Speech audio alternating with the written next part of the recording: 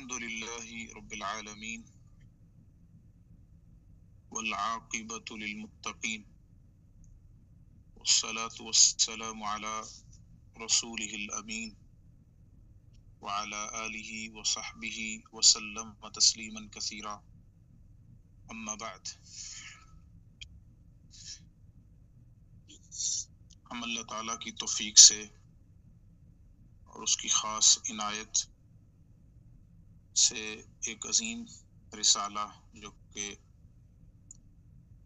شیخ المشائخ شیخ الاسلام احمد بن عبد الحلیم ابو العباس ابن تیمیہ رحمہ اللہ تعالی کا ایک سوال کے جواب میں لکھا گیا ہے، اور الحمدللہ ہم اس کی 4 مجالس الحمدللہ ہم نے اس کا درس لیا. آج اللہ کی خاص توفیق سے ہم اس رسالے کو مکمل کریں گے. میں اپنے رب تعالیٰ سے خاص توفیق کا طلبگار ہوں کہ اللہ سبحانہ و تعالیٰ ہمیں اس نیکی کی تکمیل کی توفیق عطا فرمائے. یقیناً علم سے بڑی کوئی نیکی نہیں اور سیکھنے سکھانے سے بڑی کوئی نیکی نہیں. اللہ سبحانہ و تعالیٰ ہمیں خاص طور پر وہ علم جس کا تعلق ہے بھی اللہ سبحانہ و تعالیٰ کی اسماء اور صفات کے ساتھ، تو یہ نیکی بقیہ نیکیوں سے یقیناً بہت بڑی ہے. اللہ تعالیٰ ہمیں اس کی توفیق عطا فرمائے.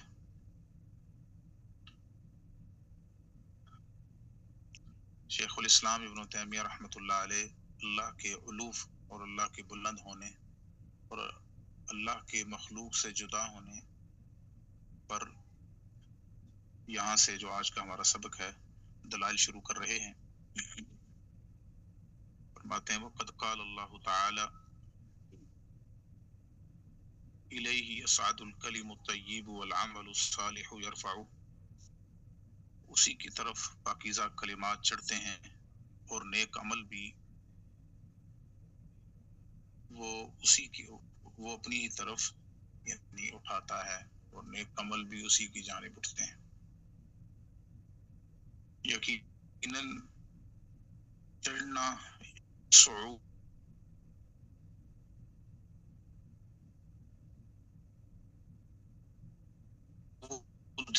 اور رفع یہ مقبول. جی میں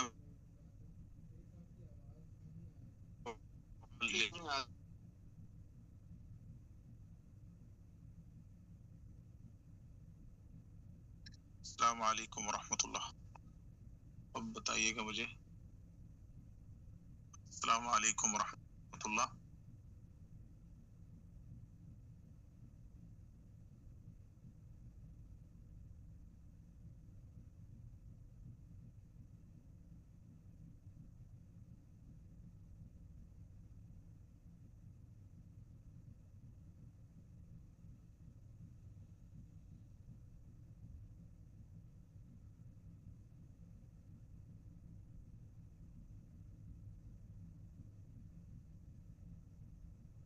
السلام علیکم ورحمۃ اللہ وبرکاتہ.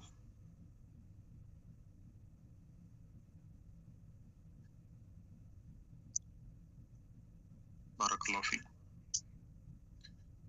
آگے اللہ سبحانہ و تعالیٰ فرماتا ہے وقال یا عیسیٰ انی متوفیک ورافعک الی ومطہرک من الذین کفروا. اے عیسیٰ ہم آپ کو گویا کہ Recording in progress. ورافعک الی اور اپنی طرف بلند کرنے والا ہوں، ومطہرک من الذین کفروا اور ان لوگوں سے پاک کرنے والا ہوں جنہوں نے کفر کیا. تو یہاں پہ ورافعک الی عیسیٰ علیہ السلام کے لیے رفع کا لفظ کہ اللہ سبحانہ و تعالیٰ نے انہیں زندہ جسم اور روح کے ساتھ اٹھا لیا، جیسا کہ دوسرے مقام پر اللہ نے فرمایا کہ ما قتلوہ وما صلبوہ ولکن شبہ لہم، کہ ان یہودیوں نے نہ عیسیٰ علیہ السلام کو قتل کیا اور نہ ہی سولی چڑھایا، بلکہ ان پر اشتباہ پڑ گیا. اور آگے فرمایا وما قتلوہ یقینا، یقیناً انہوں نے قتل نہ کر سکے عیسیٰ علیہ السلام کو، اور اللہ نے ان پر اشتباہ ڈال دیا اور وہ اب تک اشتباہ میں ہیں کہ ہم نے عیسیٰ علیہ السلام کو قتل کیا یا کسی اور کو۔ تو یہاں پہ بھی عیسیٰ علیہ السلام کے بلند ہونے اور ان کو ذاتی طور پر ذات اور روح کے ساتھ، جسم اور روح کے ساتھ اللہ تعالیٰ نے اپنی طرف اٹھا لیا، یہ بھی اس بات کی دلیل ہے کہ اللہ سبحانہ و تعالیٰ اوپر ہے۔ اسی طرح اسی مفہوم میں اور اسی سیاق میں فرمایا بر رفعہ اللہ الیہ، بلکہ اللہ تعالیٰ نے انہیں اپنی طرف بلند کر لیا۔ آگے فرمایا والذین آتیناہم الکتاب یعلمون انہ منزل من ربک بالحق، وہ لوگ جنہیں ہم نے کتاب سے نوازا وہ جانتے ہیں کہ انہ منزل من ربک بالحق کی، کہ یہ تیرے رب کی طرف سے حق کے ساتھ نازل کی گئی ہے، حق کے ساتھ نازل کی گئی ہے۔ اور نزول جو ہے، اگلی آیت بھی سن لیں، تنزیل الکتاب من اللہ العزیز الحکیم، تو یہ جو نزول ہے یہ یکون من العلو الی اسفل، یعنی یہ بلندی سے نیچے کی جانب کو آنے کو کہتے ہیں۔ تو یقیناً اللہ سبحانہ و تعالیٰ بلند ہے، مخلوق سے عالی ہے، بائن من خلقہ، تو اس لحاظ سے اللہ سبحانہ و تعالیٰ بلند ہے، تو تبھی تو اوپر سے نیچے یہ قرآن اترا ہے اور نازل ہوا ہے۔ جیسا کہ اللہ سبحانہ و تعالیٰ کی صفت نزول بھی ہے، وہ بھی اسی معنوں میں ہے کہ ینزل ربنا تبارک و تعالی فی کل لیلۃ حین یبقى ثلث اللیل، اللہ سبحانہ و تعالیٰ ہر رات پچھلے پہر نزول فرماتا ہے جب رات کا آخری تہائی حصہ رہ جاتا ہے۔ تو یہ صحیح بخاری مسلم میں روایت موجود ہے کہ وہ بھی اللہ سبحانہ و تعالیٰ کی صفت ہے نزول، وہ بھی اعلیٰ سے اسفل کی طرف، یعنی اوپر سے نیچے اللہ سبحانہ و تعالیٰ آسمان دنیا پر نزول فرماتا ہے۔ آگے فرمایا وَلَهُ مَنْ فِي السَّمَاوَاتِ وَالْأَرْضِ وَمَنْ عِنْدَهُ لَا يَسْتَكْبِرُونَ عَنْ عِبَادَتِهِ وَلَا يَسْتَحْسِرُونَ، اور اسی کے لیے جو کچھ ہے آسمانوں میں اور جو کچھ زمین میں اس کا مالک وہی ہے، یہاں لام تملیک کے لیے، وَمَنْ عِنْدَهُ لَا يَسْتَكْبِرُونَ عَنْ عِبَادَتِهِ وَلَا يَسْتَحْسِرُونَ، اور جو ان کے پاس ہے، یعنی ان کے پاس ہیں، یعنی اللہ کے پاس ہیں، لا يَسْتَكْبِرُونَ عَنْ عِبَادَتِهِ، وہ اس کی عبادت سے کبھی بھی تکبر نہیں کرتے، وَلَا يَسْتَحْسِرُونَ، اور نہ ہی اکتاتے اور تھکتے ہیں۔ یہ جو عندہ ہے، عندیہ، اس سے ایک تو یہ ثابت ہوتا ہے کہ اللہ سبحانہ و تعالیٰ کے لیے جہت کا اثبات، مکان کا اثبات ہوتا ہے، جیسا کہ بعض لوگ کہتے ہیں نا کہ اللہ تعالیٰ لا مکان ہے، ہمارے ہاں بھی اکثر لوگ کہتے ہیں اللہ تو لا مکان ہے۔ اللہ کے لیے یہ سوال کرنا یا یہ اشارہ کرنا کہ اللہ اوپر ہے یا جہت کا تعین کرنا، یہ اللہ کی گستاخی ہے، اور بعض تو اس شخص کو کافر کہتے ہیں جو اللہ تعالیٰ کے لیے جہت کا اثبات کرتے ہیں۔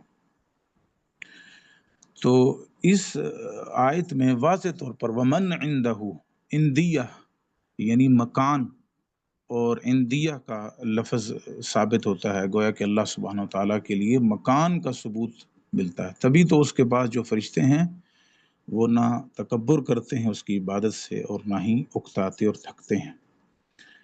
آگے فرمایا وَقَرَّبْنَاهُ نَجِيًّا، وَقَرَّبْنَاهُ نَجِيًّا، اور اسے ہم نے قریب کیا سرگوشی کرنے کے لیے۔ تو ظاہری بات ہے، ویسے تو ساری کی ساری مخلوق اللہ تعالیٰ کے یعنی اس کے قریب ہے، لیکن کچھ دوسری اور اس کی قدرت میں ہے، قریب ہی قریب ہے، وَنَحْنُ أَقْرَبُ إِلَيْهِ مِنْ حَبْلِ الْوَرِيدِ، لیکن کچھ مخلوقات اللہ تعالیٰ کے دوسری مخلوقات کے مقابلے میں زیادہ قریب ہیں۔ تو یقیناً قریب ہونا یہ بھی عندیہ اور مکان کا اثبات کرتی ہے۔ فَدَلَّ ذَلِكَ عَلَىٰ أَنَّ مَنْ عِنْدَهُ قَرِيبُونَ إِلَيْهِ، یہ بات اس بات پر دلالت کرتی ہے یہ آیات کہ اس کے پاس جو ہیں وہ قریب ہیں۔ وَإِنْ كَانَتِ الْمَخْلُوقَاتُ كُلُّهَا تَحْتَ قُدْرَتِهِ، ساری کی ساری مخلوقات اللہ تعالیٰ کے قدرت کے تحت ہے، یعنی اللہ کی قدرت سے کچھ بھی باہر نہیں۔ فالقائل الذي قال من لا يعتقد ان اللہ فی السماء فهو ضال، اب یہاں سے امام ابن تیمیہ رحمۃ اللہ علیہ دوبارہ سے اس سوال کی طرف آ رہے ہیں جو سوال آپ سے پوچھا گیا اور یہ رسالہ کی تالیف اس کا سبب بنی، کہ دو شخص ہیں، ان میں سے ایک یہ کہتا ہے کہ جو یہ عقیدہ رکھے کہ اللہ آسمانوں میں نہیں ہے تو وہ گمراہ ہے،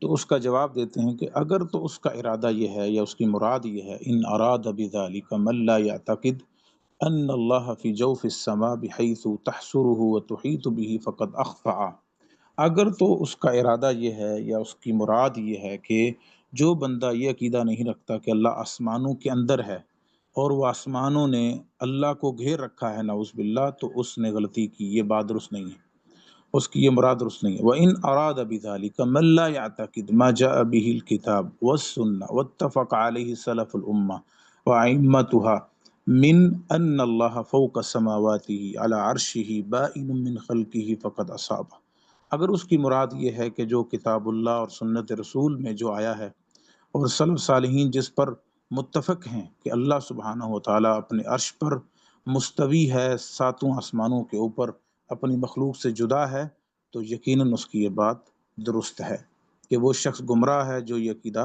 نہ رکھے۔ فَإِنَّ مَن لَّمْ يَعْتَقِدْ ذَلِكَ يَكُونُ مُكَذِّبًا لِرَسُولِ اللَّهِ صلی اللہ علیہ وسلم، جو یہ عقیدہ نہ رکھے تو گویا کہ وہ اللہ کے رسول صلی اللہ علیہ وسلم کو جھٹلانے والا ہے، متبعا غیر سبیل المؤمنین، وہ مومنوں کے راستے سے ہٹ چکا ہے، بل یکون فی الحقیقت معطلا لربہ نافیا لہ فلا یکون لہ فی الحقیقت الہ یعبد، کہتے ہیں کہ بلکہ وہ حقیقت میں معطل بن چکا ہے۔ معطل کا مطلب یہ ہے کہ وہ اللہ سبحانہ و تعالیٰ کے صفات کا انکاری ہو چکا ہے، وہ گویا کہ اللہ کا ہی انکاری ہو چکا ہے۔ جب صفات کا منکر ہے آدمی اللہ سبحانہ و تعالیٰ کا، تو گویا کہ وہ رب تعالیٰ کا بھی منکر ہے۔ نافیا لہو فلا یکون لہو فی الحقیقت الہ، گویا کہ وہ یہ کہنا چاہتا ہے کہ حقیقت میں کوئی الہ نہیں ہے جس کی عبادت کی جائے، ولا رب یقصدہ ویسألہ، اور نہ ہی کوئی رب ہے جس کی طرف قصد کیا جائے یا اس سے سوال کیا جائے۔ کہتے ہیں یہ جو عقیدہ ہے نا، اللہ سبحانہ و تعالیٰ کی ساری صفات کا انکار کرنا اور اللہ سبحانہ و تعالیٰ کو عرش پر نہ ماننا، وَهَذَا قَوْلُ الْجَهْمِيَّةِ وَنَحْوِهِمْ مِنْ أَتْبَاعِ فِرْعَوْنِ الْمُعَطِّلِ، کہتے ہیں یہ جہمیہ کا قول ہے۔ جہمیہ یہ ایک فرقہ ہے جو کہ جس کا مؤسس اور بانی جہم بن صفوان تھا، یہ بہت ظالم اور بہت اللہ سبحانہ و تعالیٰ کی صراحتاً اسماء و صفات کا انکار کرنے والا یا سخت بری قسم کی اور باطل قسم کی تعویلات کرنے والا، تو اس کے نام سے ایک جہمیہ فرقہ اس نے جنم لیا اور اللہ سبحانہ و تعالیٰ کی صفات کے حوالے سے انہوں نے بڑی بری باتیں کی، مثلا اللہ سبحانہ و تعالیٰ کے اسماء و صفات کا کلیہ انکار کیا، بالکل لیا۔ اسی طرح انسان کو مجبور محض قرار دیا کہ تقدیر کا یعنی غلو کے ساتھ اس بات کیا۔ اسی طرح جنت اور جہنم کے فنا ہونے کا بھی عقیدہ رکھا۔ اسی طرح اللہ سبحانہ تعالیٰ کے علم کے بارے میں کہا کہ یہ ایک جدید چیز ہے، یعنی اللہ تعالیٰ کو ایک چیز ہونے سے پہلے پتہ ہی نہیں لگتا کہ یہ ہونی ہے یا نہیں، جب ہو جاتی ہے پھر اللہ تعالیٰ کو نعوذ باللہ پتہ لگتا ہے۔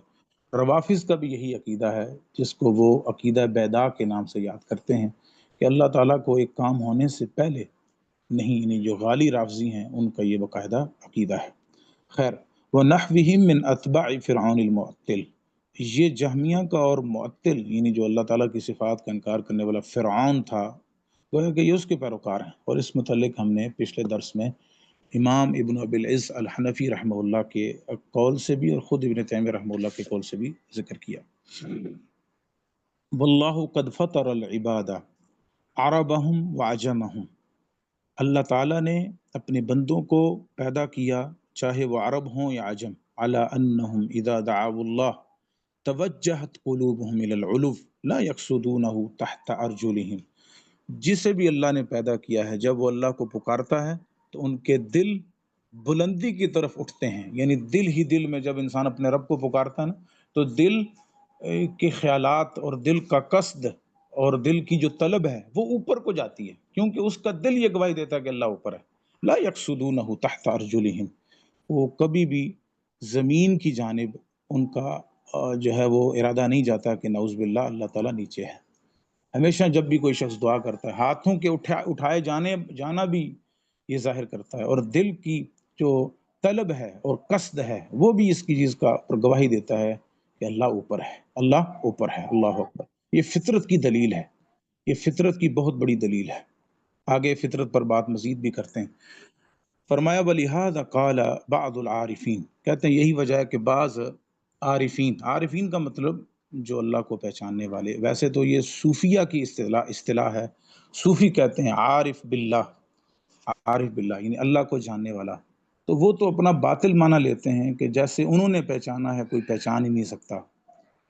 لیکن اگر اس سے مراد صحیح معنی لیا جائے، خاص طور پہ وہ اولیاء اللہ جو حقیقت میں کتاب و سنت کے پیروکار ہیں، اور یقیناً جیسا کہ امام ابن تیمیہ عارف باللہ ہیں یقیناً، اور اسی طرح امام ابن تیمیہ، ابن قیم، امام ذہبی، اور پیچھے چلے جائیں امام احمد بن حنبل اور امام بخاری اور بڑے بڑے ائمہ اور صحابہ کرام، یہ یقیناً عارف باللہ لوگ تھے، عارفون باللہ. یہ اللہ تعالیٰ کو خوب جاننے والے تھے. یقیناً یہ اس درجے کو پہنچے ہوئے تھے جو دوسرے نہ پہنچ سکے. تو خیر ایک بعض عارفین نے یہ بات کہی، وہ میں انشاءاللہ ذکر کرتا ہوں. اصل میں وہ پورا واقعہ ہی ذکر کر دیتا ہوں، پھر انشاءاللہ یہاں سے میں پڑھ دیتا ہوں. امام ذہبی رحمہ اللہ نے اس واقعے کو اپنی کتاب العلو میں باسن ذکر کیا ہے، اور اسی طرح سیر و اعلام النبلاء میں بھی امام ذہبی نے ذکر کیا ہے. اسی طرح امام ابن قیم نے اجتماع الجیوش الاسلامیہ، اور امام ابن تیمیہ نے بھی بہت سے مقامات پر اس کو واقعے کو ذکر کیا.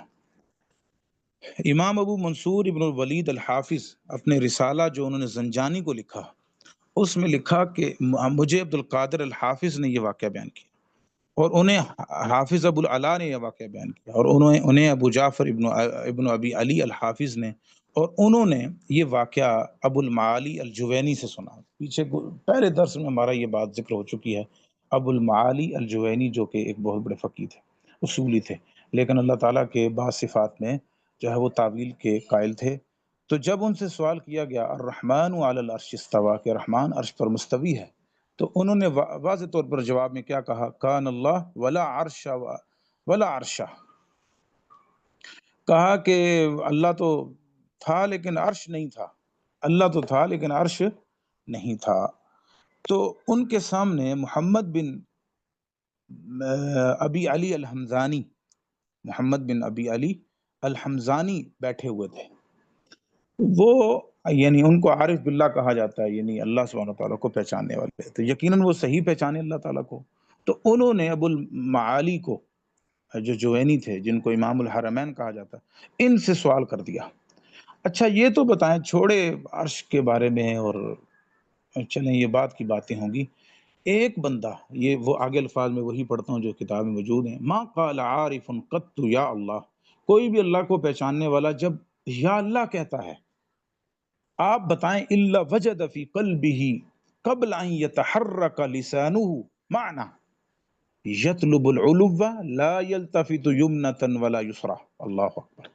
اچھا آپ یہ بتائیں کہ کوئی بھی اللہ کو پہچاننے والا جب وہ ابھی اللہ کو پکارتا ہے یا اللہ کہتا ہے، ابھی اس کی زبان حرکت نہیں کرتی، اس کی حرکت سے پہلے ہی اس کا دل اوپر کی جانب قصد کرتا ہے، طلب کرتا ہے، نہ کہ دائیں اور نہ بائیں، نہ دایاں سوچتا ہے اس کا دل، نہ بائیں سوچتا ہے. جب بھی یا اللہ کہتا ہے تو انسان کا دل بھی یہی کہتا ہے کہ اللہ اوپر ہے، اللہ اوپر ہے. اللہ اکبر. تو والقائل الذي قال ان اللہ لا ينحصر في مكان ان اراد به ان اللہ لا ينحصر في جوف المخلوقات وان اللہ لا. تو یعنی جب انہوں نے یہ کہا نا، تو امام ابو المعالی الجوینی جو کہ بعض صفات کے جو ہے وہ انکار کرنے والے تھے یا تعویل کرنے والے تھے، فوری اپنے سر کو پیٹنے لگے اور فوری کہنے لگے حیرنی الحمزانی، حیرنی الحمزانی، مجھے حمزانی نے حیران کر دیا اس بات نے. یعنی فطرت کی دلیل نے ابو المعالی الجوینی کو پریشان اور حیران کر دیا کہ ایک آدمی جب اللہ سے دعا کرتا ہے، چھوڑو عرش کو اور یہ دلائل بات کی بات ہے، فطرت کیا کہتی ہے؟ جب انسان جب دل سے اللہ کو پکارتا ہے، ابھی اس کی زبان حرکت نہیں کرتی، پہلے ہی اس کا دل اوپر ہی کی جانب کو قصد کرتا ہے، طلب کرتا ہے اور گمان کرتا ہے کہ میرا رب اللہ سبحانہ و تعالیٰ وہ اوپر ہی ہے۔ تو جوینی پریشان اور حیران ہو کر رہ گئے۔ یہ واقعہ میں نے حوالہ دے دیا ہے، امام ذہبی رحمہ اللہ نے اپنی کتاب العلو للعلی الغفار میں 62 اس کو ذکر کیا ہے۔ یہ اسی کی طرف امام ابن تیمیہ رحمۃ اللہ علیہ اشارہ فرما رہے ہیں۔ فرمایا قال ان اللہ لا ينحصر فی مکان، اللہ تعالیٰ کسی مکان میں منحصر نہیں ہے، یعنی جو بندہ یہ کہتا ہے ان اراد به ان اللہ لا ينحصر فی جوف المخلوقات، اگر تو اس کا مقصد یہ ہے کہ اللہ تعالیٰ مخلوقات میں نہیں ہے، وان اللہ لا يحتاج الی شیء منها، اور اللہ تعالیٰ مخلوقات کی محتاجگی بھی نہیں ہے اللہ تعالیٰ کو، تو فقط اصابہ، تو وہ تو ٹھیک کہہ رہا ہے کہ یقیناً اللہ تعالیٰ مخلوقات میں نہیں ہے اور نہ ہی اللہ تعالیٰ محتاج ہے مخلوقات کا۔ وَإِنْ أَرَادَ أَنَّ اللَّهَ لَيْسَ فَوْقَ السَّمَاوَاتِ وَلَا هُوَ عَلَى الْعَرْشِ، اگر کوئی شخص اس سے مراد یہ لے کہ اللہ سبحانہ و تعالی نہ ہی آسمانوں سے اوپر ہے، نہ عرش کے اوپر ہے، وَلَيْسَ هُنَاكَ إِلَٰهٌ يُعْبَدُ، اور نہ ہی وہاں کوئی الہ ہے جس کی عبادت کی جاتی ہے، وَمُحَمَّدٌ صلی اللہ علیہ وسلم لم يعرج به إلى اللہ، اور نہ ہی محمد کریم صلی اللہ علیہ وسلم کو اللہ کی جانب اوپر لے جایا گیا، فہذا فرعونی، اللہ اکبر، کہتے ہیں گویا کہ یہ فرعونی ہے، جہمی ہے، معطل بین الضلال، بین الضلال، یہ معطل ہے، یعنی کیا کہتے ہیں اللہ سبحانہ وتعالیٰ کی صفات کا انکاری ہے اور اس کی گمراہی بہت واضح ہے۔ وَكَذَلِكَ إِذَا ظَنَّ الظَّانُ ان صفات الرب کا صفات خلقہ، اس طرح کوئی گمان یہ کرے کہ اللہ سبحانہ وتعالیٰ کی صفات وہ مخلوق کی صفات کی طرح ہیں، فَيَظُنَّ ان اللہ سبحانہ علی عرشہ کالملک المخلوق، تو وہ یہ گمان کرے کہ اللہ تعالیٰ اپنے عرش پر ہے جیسے مخلوق کی بادشاہت ہوتی ہے، علی سریری ہی، جیسے بادشاہ اپنے تخت پر بیٹھتا ہے، اپنے تخت پر بیٹھتا ہے، ایسے ہی اللہ تعالیٰ اپنے عرش پر بیٹھتا ہے۔ اگر کوئی یہ کہے تو فہذا تمثیل و ضلال، یہ تو گویا کہ مثال ہے اللہ تعالیٰ کی، تشبیہ ہے اور یہ گمراہی ہے۔ وذالک ان الملک مفتقر الی، یا ان الملک مفتقر الی سریرہ، جو دنیا کا بادشاہ ہے وہ تو گویا کہ اس تخت کا محتاج ہے، یعنی وہ تخت اسے اٹھائے ہوئے ہے، جو ہی تخت گرے گا وہ دڑام سے نیچے آ گرے گا۔ وَلَوْ زَالَ سَرِيرُهُ سَقَطَ، اگر وہ تخت اس کا ٹوٹ گیا تو وہ تو گر جائے گا۔ وَاللَّهُ غَنِيٌّ عَنِ الْعَرْشِ، لیکن اللہ تعالیٰ تو ایسا نہیں ہے، اللہ عرش پر مستوی ضرور ہے لیکن اللہ اس عرش کا محتاج نہیں ہے۔ غنی علی العرش، اللہ تعالیٰ غنی ہے اس عرش سے، وعن کل شیء، بلکہ ہر چیز سے، والعرش وکل ما سواہ فقیر الی اللہ، خود عرش بھی اور ہر وہ چیز جو اللہ کے سوا ہے وہ تو اللہ کی محتاج ہے۔ یا ایھا الناس انتم الفقراء الی اللہ واللہ هو الغنی الحمید، اے لوگو تم سب کے سب فقیر ہو اپنے رب تعالیٰ کے، اور اللہ غنی بھی ہے اور تمام تعریفوں والا ہے۔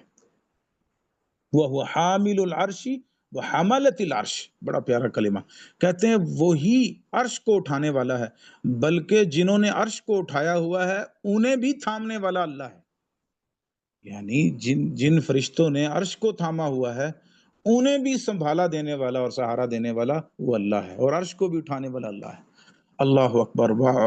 وعلوہ علیہ، اور اللہ تعالیٰ اس عرش پر بلند ہے، لا یجیب افتقارہ الیہ، اچھا بلند ہونا کسی چیز پر یہ اس کی محتاجگی کی دلیل نہیں ہے کہ وہ اس کا محتاج ہے۔ فإن اللہ قد جعل المخلوقات عالیا وسافلا، اللہ، امام ابن تیمیہ رحمۃ اللہ علیہ نے بہت خوبصورت مثال دی۔ اچھا اللہ کے لیے مثالیں نہیں ہیں، لیکن تفہیم کو قریب کرنے کے لیے، یعنی سمجھانے کو بالکل قریب سے سمجھانے کے لیے کچھ مثالیں امام ابن تیمیہ رحمۃ اللہ علیہ کا طرز رہا ہے، اور امام اپنے کتابوں میں اکثر یہ دیتے ہیں۔ تو یہاں پہ وَلِلَّهِ الْمَثَلُ الْأَعْلَىٰ، اللہ کی تو مثال بہت بلند ہے، لیکن مخلوقات کی اگر دیکھی جائے بات تو اللہ نے بعض مخلوقات بلند بنائی ہیں اور بعض اسفل بنائی ہیں، بعض نیچی ہیں بعض اوپر ہیں۔ مثلا وجعل العالی غنی عن السافل، جو اوپر کی مخلوقات ہے وہ نیچے کی مخلوقات سے بے پرواہ ہے، اسے کسی سے کوئی ضرورت نہیں ہے نیچے کی مخلوق کی. کما جعل الہوا فوق الارض، جیسے ہوا ہے، ہوا چلتی ہے نا، وہ زمین کے اوپر چلتی ہے، حالانکہ وہ زمین کے اوپر پر چلتی ہے. ولیس ہوا مفتقر الیہا، اور وہ ہوا زمین کی محتاج نہیں ہے چلنے میں. اللہ اکبر. وجعل السماوات فوق الہوا، اور جو آسمان ہیں وہ اس ہوا سے اوپر ہیں. ولیست محتاجۃ الیہ فلع، تو لہٰذا وہ آسمان بھی اس ہوا کا محتاج نہیں ہے. تو یہ تو مخلوق کی مثال ہے. مثال کے طور پر پرندے ہم دیکھتے ہیں اڑتے ہوئے، تو وہ نیچے زمین کے محتاج نہیں ہیں، اڑے جا رہے ہیں اڑے جا رہے ہیں. فالعلی الاعلی رب السماوات والارض، تو جو وہ علی ہے، وہ اعلی ہے، وہ بلند ہے جو تمام مخلوقات سے، جو تمام آسمان اور زمین کا رب ہے. وما بینہما، اور میں جو کچھ بھی ہے اس کا بھی رب ہے. اولا ان یکون غنیا عن العرش وسائر المخلوقات، وہ زیادہ لائق ہے کہ وہ عرش سے بھی غنی ہو اور تمام مخلوقات سے بھی غنی ہو. اللہ کسی مخلوق کا محتاج نہیں ہے، یعنی اللہ کی نہ ہی عرش کا محتاج. یہ تو اللہ تعالیٰ نے اپنی بندوں کی آزمائش کے لیے یہ رکھا ہے کہ اللہ تعالیٰ بلند ہو گیا، عرش پر مستوی ہو گیا، تاکہ لوگوں کو دیکھا جائے بندوں کو کیا اس پر ایمان لاتے ہیں کہ نہیں. اللہ پر، ورنہ اللہ تعالیٰ کو کسی چیز کی محتاجگی قطعا نہیں ہے. وَإِن كَانَ عَالِيًا عَلَيْهَا سُبْحَانَهُ وَتَعَالَى عَمَّا يَقُولُ الظَّالِمُونَ عُلُوًّا كَبِيرًا وَالْأَصْلُ فِي هَذَا الْبَابِ إن كل ما ثبت في كتاب الله وسنة نبيه صلی اللہ علیہ وسلم وجب التصدیق به. کہتے ہیں کہ اس مسئلے میں سب سے بنیادی بات یہ ہے کہ جو کتاب اللہ میں آ جائے اور پیارے نبی صلی اللہ علیہ وسلم کی سنت میں آ جائے، اس کی تصدیق کرنا لازم ہے. مثل علو الرب واستوائه على عرشه ونحو ذلك، اسی طرح رب تعالیٰ کا جیسا کہ بلند ہونا، مستوی علی عرش ہونا، یہ سب قرآن و سنت میں آئے ہیں. تو بس آمنا وصدقنا. وَأَمَّا الْأَلْفَاظ الْمُبْتَدِعَةِ فِي النَّفْيِ وَالْإِثْبَاتِ، اب یہاں پر ایک نئی بات امام ابن تیمیہ رحمہ اللہ شروع کر رہے ہیں. اصل میں پہلے اس کو مجملاً ذکر، کچھ خلاصتاً ذکر کرنا چاہتا ہوں. وہ یہ کہ کچھ الفاظ، یعنی وہ الفاظ جو اللہ سبحانہ تعالیٰ کی صفات کے مسئلے میں قرآن میں استعمال ہوئے یا پیارے نبی کریم صلی اللہ علیہ وسلم نے اللہ کے بارے میں استعمال کیے، ان پر ایمان لانا لازم اور فرض ہے. ٹھیک ہے. اب جو گمراہ لوگ تھے انہوں نے ان الفاظ کو تو نہیں چنا جو قرآن میں یا حدیث میں تھے. ظاہری بات، اگر وہ چنیں گے، ان کا چناؤ کریں گے، ان میں تعویل کرنی پڑے گی، ان کے مطلب لوگوں کو سمجھانے پڑیں گے. اچھا اس کا پھر کیا مطلب؟ ید کا معنی تو ید ہوتا ہے، ہاتھ ہوتا ہے، تو تم اس کا مطلب کیوں دوسرا لے رہے ہو؟ اچھا اس کا مثلا چہرے، وجہ کا معنی چہرہ ہوتا ہے، تو پھر اس کا معنی تم کیوں دوسرا لے رہے ہو؟ رجل کا معنی قدم ہوتا ہے یا ٹانگ ہوتا ہے، اس کا پھر معنی کیوں؟ تو مطلب ہزار وضاحتیں پیش کرنی پڑیں گی اور لوگوں کو جو ہے وہ تسلیاں دینی پڑیں گی. انہوں نے پھر اللہ سبحانہ و تعالیٰ کے لیے کچھ ایسے الفاظ کا چناؤ کیا جو ذو معنی تھے. ذو معنی کا مطلب یہ ہوتا ہے یہ معنی بھی ہے، یہ معنی بھی ہے. بعض اوقات صحیح معنی ہوتا ہے اور بعض اوقات باطل معنی ہوتا ہے. اور پھر تاکہ ہم اہل السنہ اور اہل الحدیث کے فتووں سے بھی بچ سکیں اور ان کے رد سے بھی بچ سکیں. جب وہ رد کریں تو انہیں کہیں کہ ہمارا تو مطلب یہ ہے، اور جب عوام کو سمجھائیں تو انہیں کچھ اور سمجھائیں کہ نہیں اس کا مطلب یہ ہے. تو اہل بدعت نے کچھ ایسے الفاظ کا استعمال کیا اللہ سبحانہ و تعالیٰ کے ذات کے لیے، اور ہماری زبان میں بھی کئی ایسے الفاظ کا استعمال ہے جس کے دونوں معنی ہو سکتے ہیں، غلط بھی اور صحیح بھی. تو اس بارے میں ایک محتاط رائے یہ ہے، محتاط رائے جو شیخ الاسلام ابن تیمیہ فرماتے ہیں کہ اگر تو اس کہنے والے سے اس کی مراد پوچھی جائے کہ اگر تمہاری مراد یہ ہے جو صحیح ہے تو ہم کہیں گے ٹھیک ہے، اور اگر غلط مراد ہے تو پھر ہم اس کا رد کریں گے. لیکن بعض عقیدے کے علماء اس کو بھی قبول نہیں کرتے، بعض عقیدے کے علماء اس کو بھی قبول نہیں کرتے. بعض عقیدے کے علماء اسے بھی قبول نہیں کرتے. وہ کہتے ہیں کہ اس کا بھی رد کیا جائے تاکہ یہ دروازہ ہی بند ہو جائے، سدًا للذریعہ، یعنی ذریعے کو ہی روکا جائے تاکہ کوئی نہ ایسے الفاظ استعمال کرے. وہ تو پھر ہزار بہانے بھی لگا سکتے ہیں کہ ہمارا مطلب یہ نہیں تھا، یہ تھا، یہ نہیں تھا، یہ تھا. تو خیر شیخ الاسلام ابن تیمیہ رحمۃ اللہ علیہ فرماتے ہیں وَأَمَّا الْأَلْفَاظُ الْمُبْتَدِعَةُ فِي النَّفْيِ وَالْإِثْبَاتِ، جو بدعتی الفاظ ہیں یعنی نئے گھڑے گئے الفاظ ہیں، نفی اللہ سبحانہ تعالیٰ کی نفی کی ذات کے حوالے سے، نفی کے بارے میں یا اس بات کے حوالے میں، یعنی اس کی صفات کے بارے میں نفی یا اس بات کے معاملے میں جو الفاظ استعمال کیے گئے، مثل قول القائل هو فی جہت او لیس ہوا فی جہت، مثلا جہت کا لفظ، جہت بعض اوقات کہتے ہیں اللہ کے لیے جہت ہے، جہت سمت کو کہتے ہیں، ڈائریکشن کو کہتے ہیں، اور بعض کہتے ہیں کہ ولیس ہوا فی جہہ، بعض کہتے ہیں کہ اللہ کے لیے جہت نہیں ہے، اللہ جہت میں نہیں ہے، یعنی اس کی کوئی ڈائریکشن نہیں ہے، اور بعض کہتے ہیں اللہ ڈائریکشن میں ہے، کسی جہت میں ہے۔ وَهُوَ مُتَحَيِّزٌ، اسے تحیز کا لفظ بولتے ہیں۔ تحیز مختلف اس کے معنی ہیں، تحیز ملنے کو بھی کہتے ہیں، جیسے قرآن مجید میں وَمَن يُوَلِّهِمْ يَوْمَئِذٍ دُبُرَهُ إِلَّا مُتَحَرِّفًا لِقِتَالٍ أَوْ مُتَحَيِّزًا إِلَىٰ فِئَةٍ، یہاں سورہ انفال میں جس معنوں میں استعمال ہوا یہ جہاد کے میدان کے لیے، کہ وہ شخص میدان جہاد میں بھاگا ہوا تصور نہیں ہوگا جو اپنے لشکر سے جا ملے، متحیزًا إِلَىٰ فِئَةٍ، یہ گویا کہ انضم إِلَىٰ فِئَةٍ، یعنی مل جائے اپنے لشکر سے۔ تو تحیز کا معنی ملنے کو بھی کہتے ہیں، گھیرنے کے معنی بھی کو بھی تحوزہ، یعنی گھیرنے کے معنی بھی آتا ہے۔ تو یہ تحیز کا لفظ اللہ کے لیے بولنے لگے، حالانکہ اس لفظ کا کوئی ثبوت قرآن و حدیث میں نہیں ہے، نہ ہی جہت کا لفظ کا ہے۔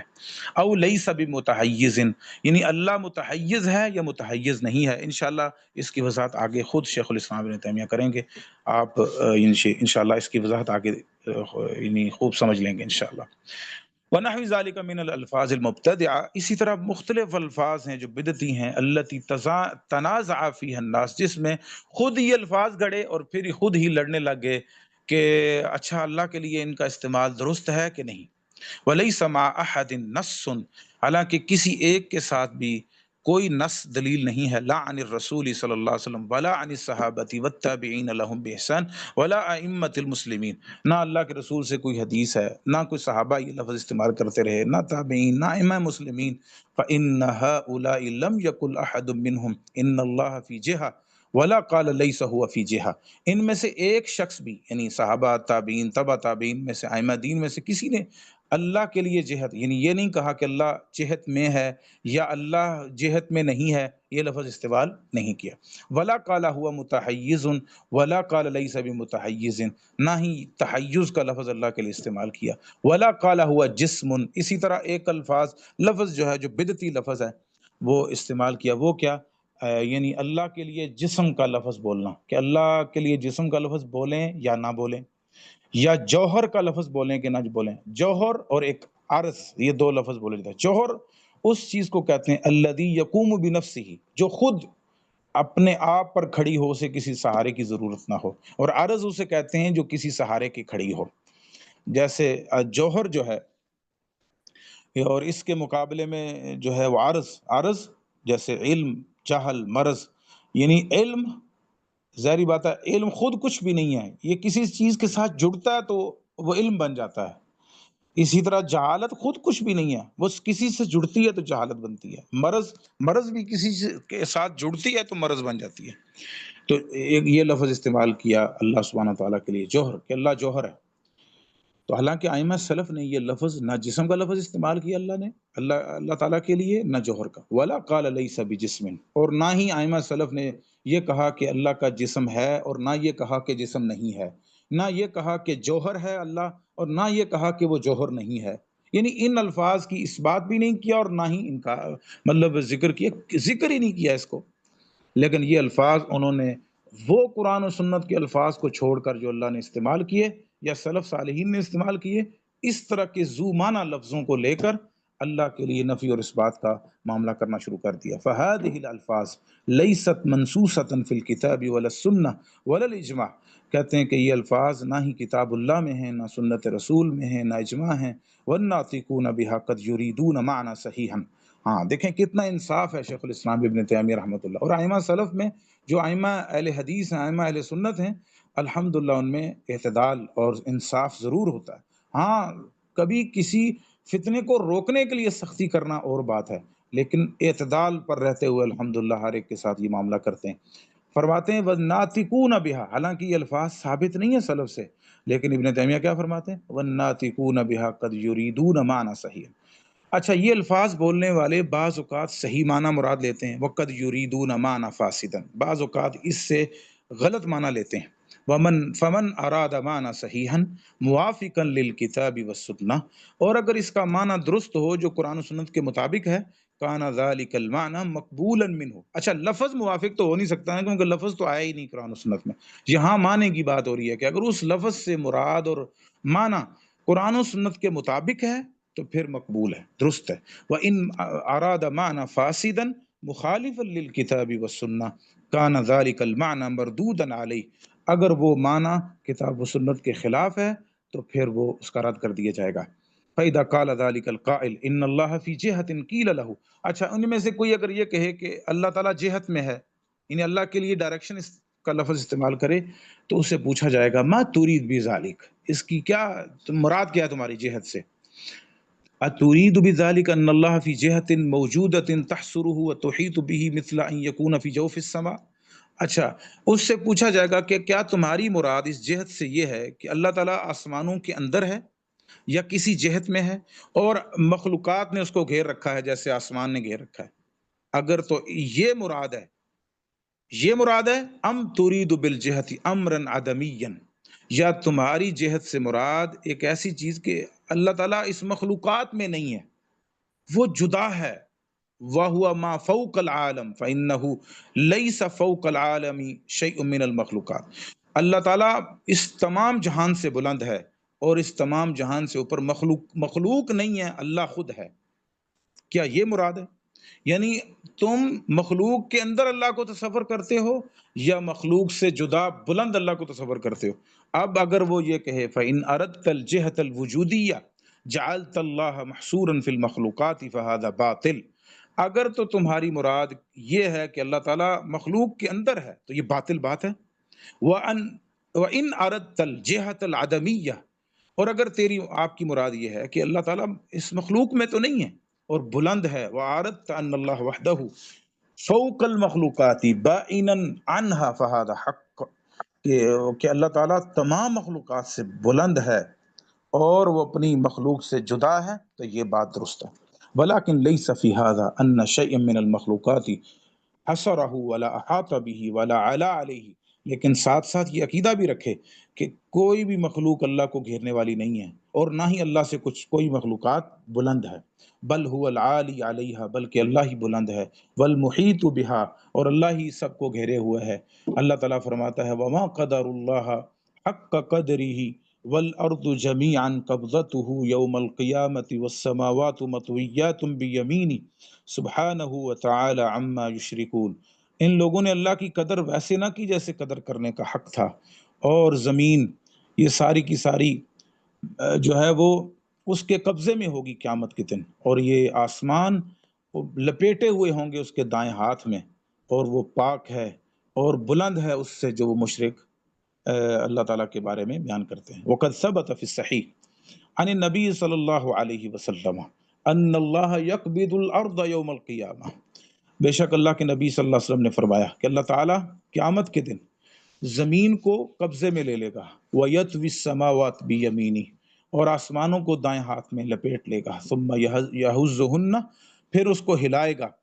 یعنی اس حدیث میں صحیح بخاری میں یہ بھی الفاظ ہیں، صحابی بیان کرتے ہوئے فرماتے ہیں آپ صلی اللہ علیہ وسلم ممبر پر کھڑے تھے، آپ یہ حدیث جب بیان کر رہے تھے تو آپ اتنی زور سے اپنی مٹھی کو ہلا رہے تھے کہ مجھے ڈر ہوا کہ آپ صلی اللہ علیہ وسلم کو ممبر گرا ہی نہ دے۔ تو اللہ تعالیٰ قیامت کے دن مٹھی جو ہے وہ بند کر کے ہلائے گا اور ان پوری اس زمین و آسمان کو جھنجھوڑے گا اور کہے گا ان الملک این ملوک الارض، میں بادشاہ ہوں، کہاں ہیں زمین کے بادشاہ، آئیں تو صحیح۔ اللہ اکبر، اللہ اکبر۔ تو یہ تو حال ہے مخلوق کا، اور پھر کہنا کہ اللہ سبحانہ و تعالیٰ کو اس مخلوق نے گھیر رکھا ہے، یہ تو معنی باطل ہے۔ ہاں یہ معنی کہ اللہ بلند ہے اور تمام مخلوقات سے جدا ہے، تو یہ معنی اور مراد درست ہے۔ عبداللہ بن عباس رضی اللہ تعالیٰ عنہ فرماتے ہیں مَا السَّمَاوَاتُ السَّبْعُ وَالْأَرْضُونَ السَّبْعُ وَمَا فِيهِنَّ وَمَا بَيْنَهُنَّ، فی ید الرحمن کا خرد الا کا خردلۃ فی ید احدکم، یہ جو ساتوں آسمان ہیں، ساتوں زمینیں ہیں، اور جو کچھ ان میں ہے اور جو کچھ ان کے درمیان ہے، وہ رحمان کے ہاتھ میں ایسے ہے جیسے تمہارے ہاتھ میں رائی کا دانہ۔ رائی کا دانہ کتنا چھوٹا سا، جیسے وہ ہوتا ہے ایسے ہی اللہ سبحانہ و تعالیٰ کے مقابلے میں ساتوں زمینیں اور آسمانوں کی معاملہ ہے۔ یہ قول عبداللہ بن عباس رضی اللہ تعالی عنہما کا، یہ کیا کہتے ہیں،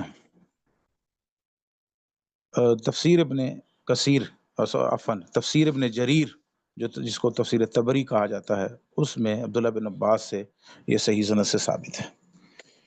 اللہ اکبر۔ وفی حدیث آخر، اور ایک اور حدیث میں آتا ہے، انہ یرمیھا کما یرمی الصبیان القرۃ،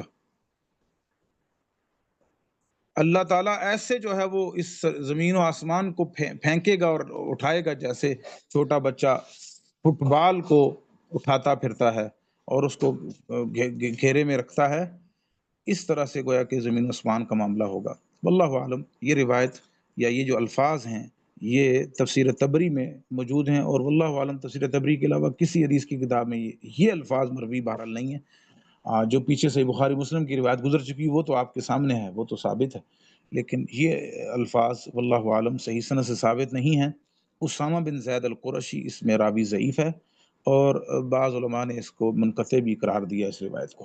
فمن تکون جمیع المخلوقات بالنسبت الی قبضتی فی هذا الصغر والحقارہ، کہتے ہیں کہ جب یہ ساری مخلوق اللہ کے قبضے میں اس چھٹائی میں اور اس حقارت کی حالت میں ہے، کیف تحیط بہ وتحصر، تو اللہ تعالیٰ کو یہ مخلوق کیسے گھیر سکتی ہے بھلا؟ ومن قال ان اللہ لیس فی جہۃ، اور جو یہ کہتا ہے کہ اللہ جہت میں نہیں ہے، قلنا لہ ما ترید بذلک، اچھا پھر ہم سوال کریں گے بھئی تمہاری کیا مراد ہے اس سے، کیا مراد ہے کہ اللہ جہت میں نہیں ہے؟ فإن اراد بذلک انہ لیس فوق السماوات رب یعبد، اگر تو اس کی مراد یہ ہے کہ آسمانوں سے اوپر کوئی رب نہیں ہے جس کی عبادت کی جاتی ہے، ولا علی العرش الہ یصلی لہ، اور نہ ہی عرش پر کوئی الہ ہے جس کے لیے نماز پڑھی جاتی ہے، ویسجد، کہ اس کے لیے سجدہ کیا جاتا ہے، وہ محمد صلی اللہ علیہ وسلم لم یعرج الی اللہ تعالی، اور محمد کریم صلی اللہ علیہ وسلم کو اس اللہ کی طرف نہیں بلند کیا گیا، والایدی لا ترفع الی اللہ فی الدعاء، اور یہ ہاتھ دعا میں نہیں اٹھانے چاہیے اللہ کی جانب اوپر کو، ولا تتوجہ القلوب الیہ، اور نہ ہی دل جو ہے اس کی طرف متوجہ ہوتے ہیں یعنی اوپر کو، فہذا فرعونی معطل جاحد لرب العالمین، یہ فرعونی العقیدہ ہے اور اللہ تعالیٰ کا انکار کرنے والا ہے، تمام جہانوں کے پروردگار کا انکار کرنے والا ہے، یہ ظالم ہے۔ وَإِن كَانَ مُعْتَقِدًا أَنَّهُ مُقِرٌّ بِهِ فَهُوَ جَاهِلٌ مُتَنَاقِضٌ فِي كَلَامِهِ، بے شک وہ اللہ تعالیٰ کا اقرار کرے کہ واقعی میں عقیدہ رکھتا ہوں اللہ تعالیٰ پر، لیکن وہ جاہل ہے، اپنے کلام میں متناقض ہے، ایک طرف سے کہتا ہے کہ اللہ تعالیٰ ہر جگہ ہے اور دوسری طرف سے کہتا ہے اللہ ہر جگہ یعنی نہیں ہے، ایک طرف کہتا ہے کہ اللہ ہر جگہ ہے، دوسری طرف کہتا ہے اللہ کے لیے جہت کا اس بات نہیں کرنا چاہیے۔ مطلب جب ہر جگہ تم نے کہہ دیا تو پھر تو جہت کا اس بات کیا، یعنی ایک جہت کا بلکہ کئی جہتوں کا اس بات کیا۔ جب یہ کہہ دیا کہ اللہ ہر جگہ ہے تو پھر ساتھ ہی تم یہ کہتے ہو اللہ جہت سے پاک ہے، تو پہلے خود ہی تو کہہ رہے تھے کہ اللہ ہر جگہ ہے، تو جب ہر جگہ ہے تو جہت تو ہو گئی نا، بلکہ ایک جہت نہیں کئی جہتیں ثابت کر دیں تم، تو اتنا متناقض، اتنی کلام میں جو ہے تضاد، اللہ المستعان فی کلامی ومن ہنا۔ اچھا یہاں بات مکمل کرنے کے بعد ساتھ ہی شیخ الاسلام ابن تیمیہ رحمۃ اللہ علیہ ان لوگوں کا رد کرنے لگے ہیں جو یعنی اللہ سبحانہ تعالیٰ کے بارے میں بڑے ظالمانہ عقیدے انہوں نے اپنائے، کہتے ہیں ومن ہنا دخل اہل الحلول والاتحاد، یہاں وہ لوگ بھی داخل ہو گئے جو اہل الحلول اور اتحادی، یعنی حلولی اور وحدت الوجودی۔ حلولی کسے کہتے ہیں؟ یہ اصل میں صوفیہ کا ایک گروہ ہے جو یہ کہتا ہے کہ اللہ کی روح بعض لوگوں کے جسموں میں حلول کر جاتی ہے، نعوذ باللہ، حلول کر جاتی ہے، اور بس پھر نہ وہ اللہ رہتے ہیں اور یعنی وہ اللہ بن جاتے ہیں، جیسے منصور حلاج کہا کرتا تھا، اسی وجہ سے اس کو قتل بھی کیا گیا، اسے بھی قتل کیا گیا۔ اسی طرح اتحادی، ان کو وحدت الوجودی کہتے ہیں، یہ بھی صوفیوں کا ایک عقیدہ ہے۔ وہ کہتے ہیں کہ یہ دنیا میں جو کچھ بھی ہمیں نظر آ رہا ہے، یہ انسان، یہ جانور، یہ چرند، یہ پرند، یہ اصل میں اللہ کی مختلف شکلیں ہیں۔ اور انہوں نے ایک من گھڑت حدیث بھی یعنی بیان کی اور گھڑی اس کو کہ کنت کنزا مخفیہ، اللہ تعالیٰ فرماتا ہے میں ایک مخفی خزانہ تھا، تو میں نے اپنے آپ کو ظاہر کرنا چاہا تو میں نے جانوروں کی شکل میں، انسانوں کی شکل میں اپنے آپ کو نعوذ باللہ ظاہر کر دیا۔ اس کی وہ مثالیں بھی دیتے ہیں۔ اور آپ اور تو اور چھوڑیں، دیوبندی علماء جن کو ہمارے سادہ لوگ سمجھتے ہیں کہ شاید وہ توحید پرست ہیں، انہوں نے بھی اپنی کتابوں میں یہ عقیدہ ظاہر کیا وحدت الوجود۔ مثلا امداد اللہ مہاجر مکی جو دیوبندیوں کے بڑے علماء میں سے گنے جاتے ہیں، بلکہ شیخ الطائفہ ہیں، انہوں نے اپنی کتاب کرامات امدادیہ میں 2 مثالیں دی ہیں وحدت الوجود کی۔ کہتے ہیں کہ اس کی مثال یوں سمجھو جیسے پانی ہے، پانی کو ٹھنڈا کریں تو وہ برف بن جاتی ہے، اور گرم کریں تو بھاپ بن جاتا ہے تو پانی نا، پانی ہی بھاپ بھی بن رہا ہے اور پانی ہی برف بھی بن رہی ہے، لہٰذا یہ ہے اللہ ہی ہے، اللہ ہی مختلف شکلوں میں ہمیں دکھائی دیتا ہے۔ اسی طرح اس نے دوسری مثال یہ دی، کہتے ہیں کہ جیسے ایک بیج ہے، جب زمین میں بویا جاتا ہے تو اس سے جو ہے وہ درخت نکلتا ہے، کونپلیں نکلتی ہیں، پھر وہ درخت بڑا ہو جاتا ہے، اس پر پھل، پتے، تنا، یہ ہر ایک کا ذائقہ مختلف ہے، پتوں کا ذائقہ مختلف ہے، تنوں کا مختلف ہے، پھل کا مختلف ہے، لیکن وہ بیج تو چھپ گیا، ظاہر وہ درخت ہو گیا، اور درخت میں مختلف انواع و اقسام لگ گئیں۔ اسی طرح یہی مثال، اللہ تو چھپ گیا اور اللہ نے اپنے آپ کو ظاہر کرنا چاہا تو یہ چیزیں ساری ہمیں ظاہر ہو گئی۔ اور تو اور ڈاکٹر اسرار صاحب وغیرہ بھی، میں نام اس لیے لے رہا ہوں کہ یہ وہ لوگ ہیں جو بہت مشہور بھی ہیں اور لوگ نے سنتے بھی ہیں، لہٰذا جو ایسے مشہور لوگ ہوں تو ان کا نام لینے میں کوئی حرج نہیں ہوتا، اس وجہ سے تاکہ ان کے لوگ ان کی اس طرح کی باتوں سے اور اس طرح کے فتنوں سے محفوظ رہیں۔ خیر، ڈاکٹر سرار صاحب تو پوری زندگی خود ہی نہیں ان کو سمجھ آیا کہ وحدت الوجود ہے کیا، پھر سعد ابن عربی کی تعریفیں بھی کرتے رہے، اور ان کی جو کتاب ہے میرے پاس، تفسیر سورۃ الحدید کے نام سے، تو اس ام المسبحات کے نام سے وہ کتاب چھپی ہوئی بھی ہے، اس میں وحدت الوجود کو باقاعدہ ثابت بھی کیا اور اسی پر بات کرتے رہے۔ خیر، تو اہل الحلول والاتحاد کا ابن عربی یہ مشہور صوفی، اس کا نام محمد بن علی عطائی الاندلسی، اس کو لقب دیا صوفی نے، محی الدین ابن عربی کے نام سے جانا جاتا ہے۔ اس کی مشہور کتابیں فصوص الحکم اور الفتوحات المکیہ کے نام سے یہ مختلف کتابیں۔ فرمایا کہ کہتے ہیں کہ جیسے حلولی اور وحدت الوجودی، جیسے ابن عربی اور ابن سبعین ابن سبعین یہ بھی صوفیوں کا بزرگ ہے، قطب الدین کہتے ہیں اس کو، عبد الحق بن ابراہیم ان کا نام تھا المرسی، تو یہ بھی وحدت الوجود کا عقیدے کا قائل تھا۔ اب یہ کیا کہتے ہیں، ابن تیمیہ رحمۃ اللہ علیہ فرماتے ہیں وَقَالُوا أَنَّ اللَّهَ بِذَاتِهِ فِي كُلِّ مَكَانٍ وَأَنَّ وُجُودَ الْمَخْلُوقَاتِ هُوَ وُجُودُ الْخَالِقِ۔ یہ کہتے ہیں کہ اللہ تعالیٰ اپنی ذات کے لحاظ سے ہر جگہ پر ہے، اور مخلوق کا جو وجود ہے وہی خالق کا بھی وجود ہے، نعوذ باللہ من ذالک، یعنی جو مخلوق کا وجود ہمیں دکھائی دیتا ہے وہی حقیقت میں خالق کا وجود ہے۔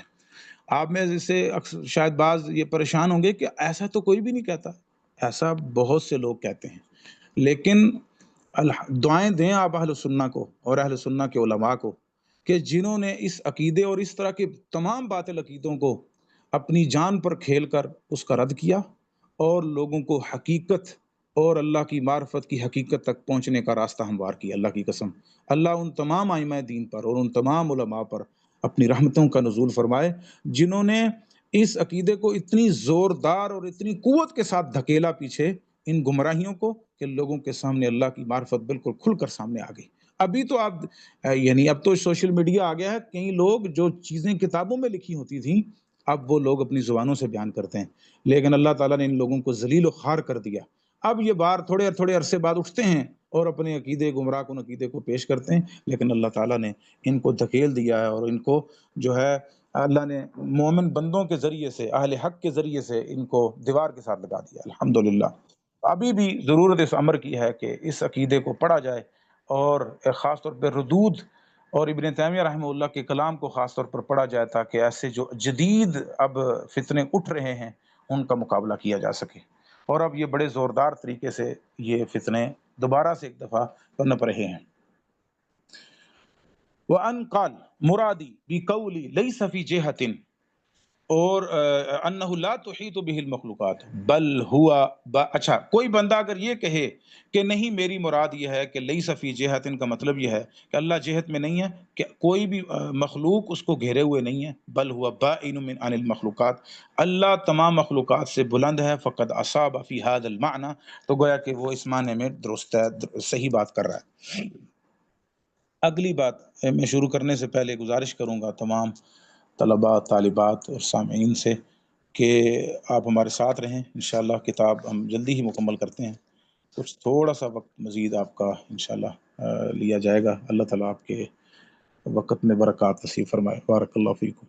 وَكَذَلِكَ مَنْ قَالَ إِنَّ اللَّهَ مُتَحَيِّزٌ أَوْ قَالَ لَيْسَ بِمُتَحَيِّز، اچھا جو بندہ یہ کہتا ہے، یہ تو جہت کا مسئلہ تھا اور اس کے متعلق آپ کو میں نے وضاحت کر دی، یعنی جو شیخ الاسلام ابن تیمیہ رحمہ اللہ نے لکھا۔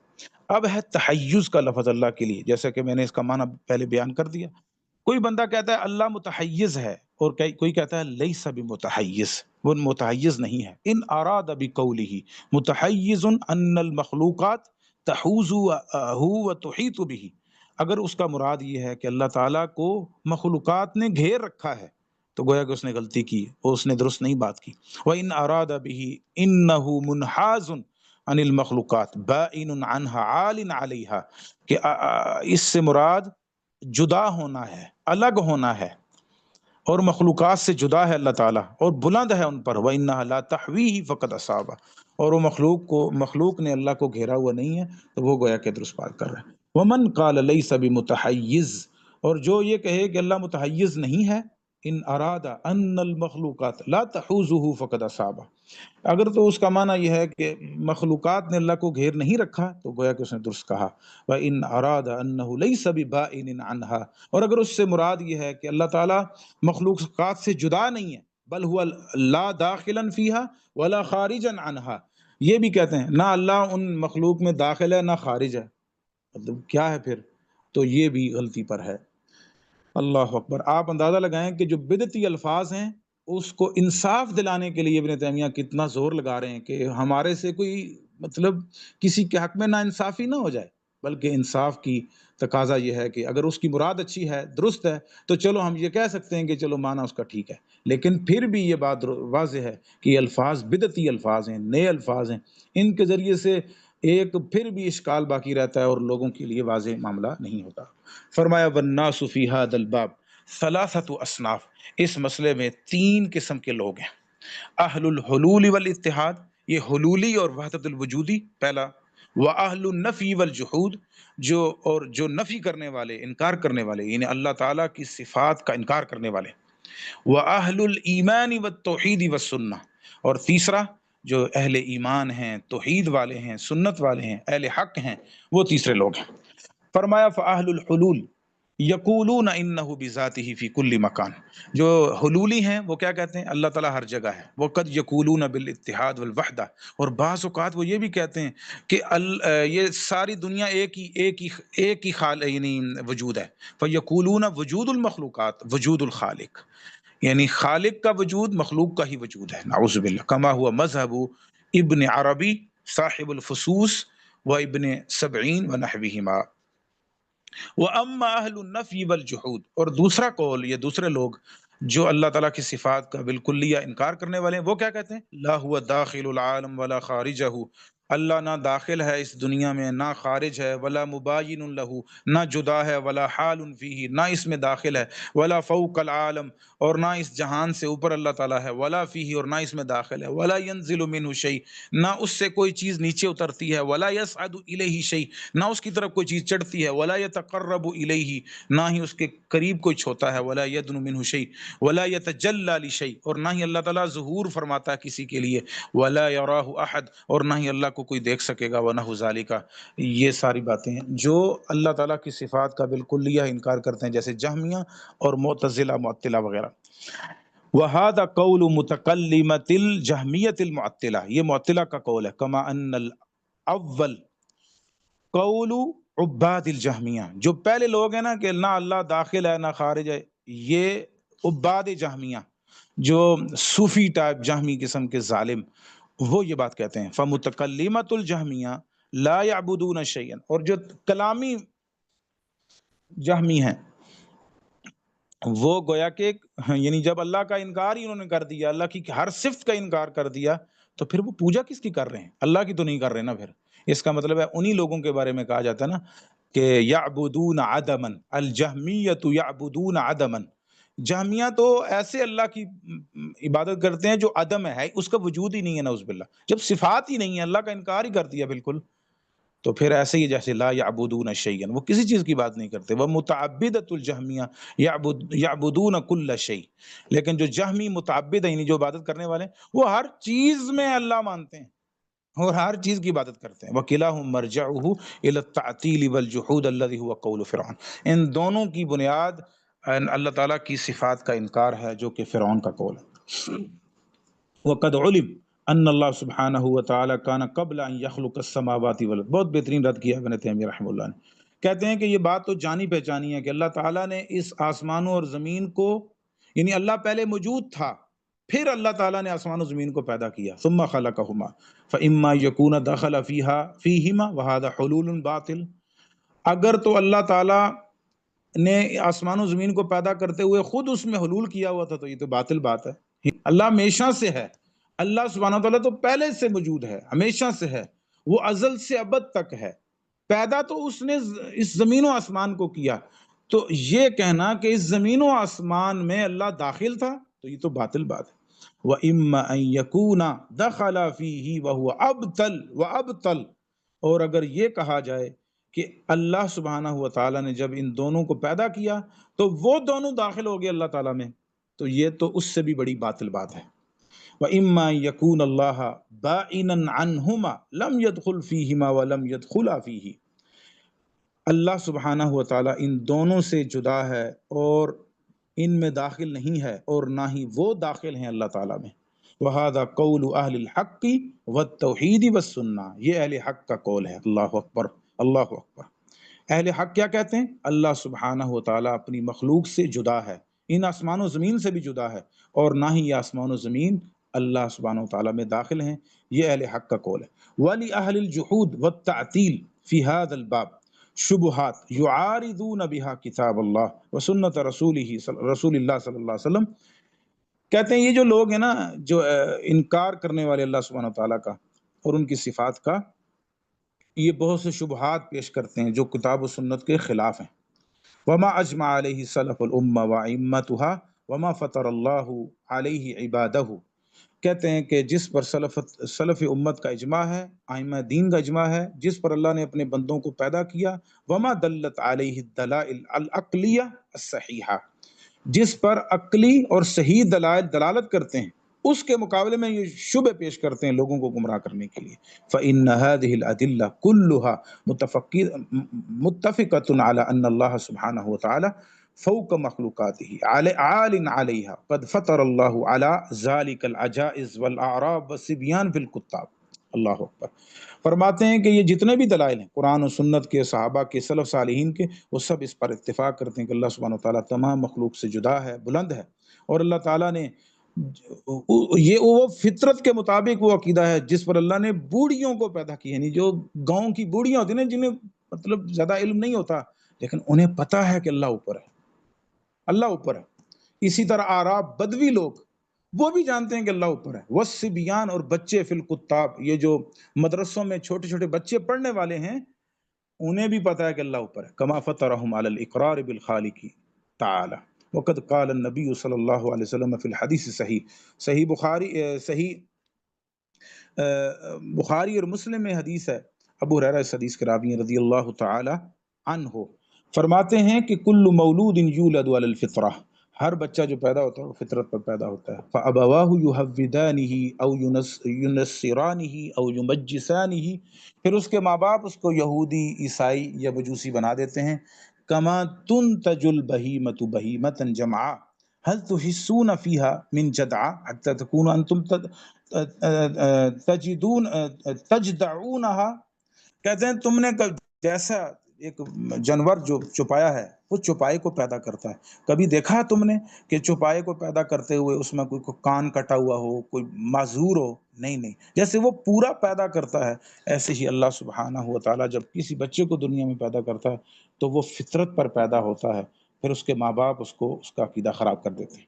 ثم یقول ابو ہریرہ رضی اللہ عنہ اقرؤ ان شئتم، پھر ابو ہریرہ فرماتے ہیں اگر چاہو تو یہ آیت قرآن کی پڑھ لو، فطرت اللہ التی فطر الناس علیہا لا تبدیل لخلق اللہ، اللہ کی فطرت جس پر لوگوں کو اللہ نے پیدا کیا اور اللہ کی تخلیق میں کچھ بھی تبدیلی نہیں۔ وَهَذَا مَعْنَى قَوْلِ عمر بن عبدالعزیز، کہتے ہیں یہی معنی عمر بن عبدالعزیز رحمۃ اللہ علیہ کے قول کا ہے، علیک بدین الاعراب والصبیان فی الکتاب، کہتے ہیں کہ تم ایسا کرو جو بدوی لوگ ہیں گاؤں کے رہنے والے اور بچوں کا یعنی دین پکڑ لو، کیونکہ وہ دین میں سیدھے سادے ہوتے ہیں، اللہ کو ماننے والے ہوتے ہیں اور وہ جانتے ہیں کہ اللہ اوپر، ای علیک بما فطرہم اللہ علیہ، گویا کہ وہ اللہ کی فطرت، وہ دنیا کی گمراہیوں سے ناواقف ہوتے ہیں نا، تو جیسے اللہ نے ان کو فطرت پر پیدا کیا ہے ایسے ہی فطرت پر تم زندگی گزارو۔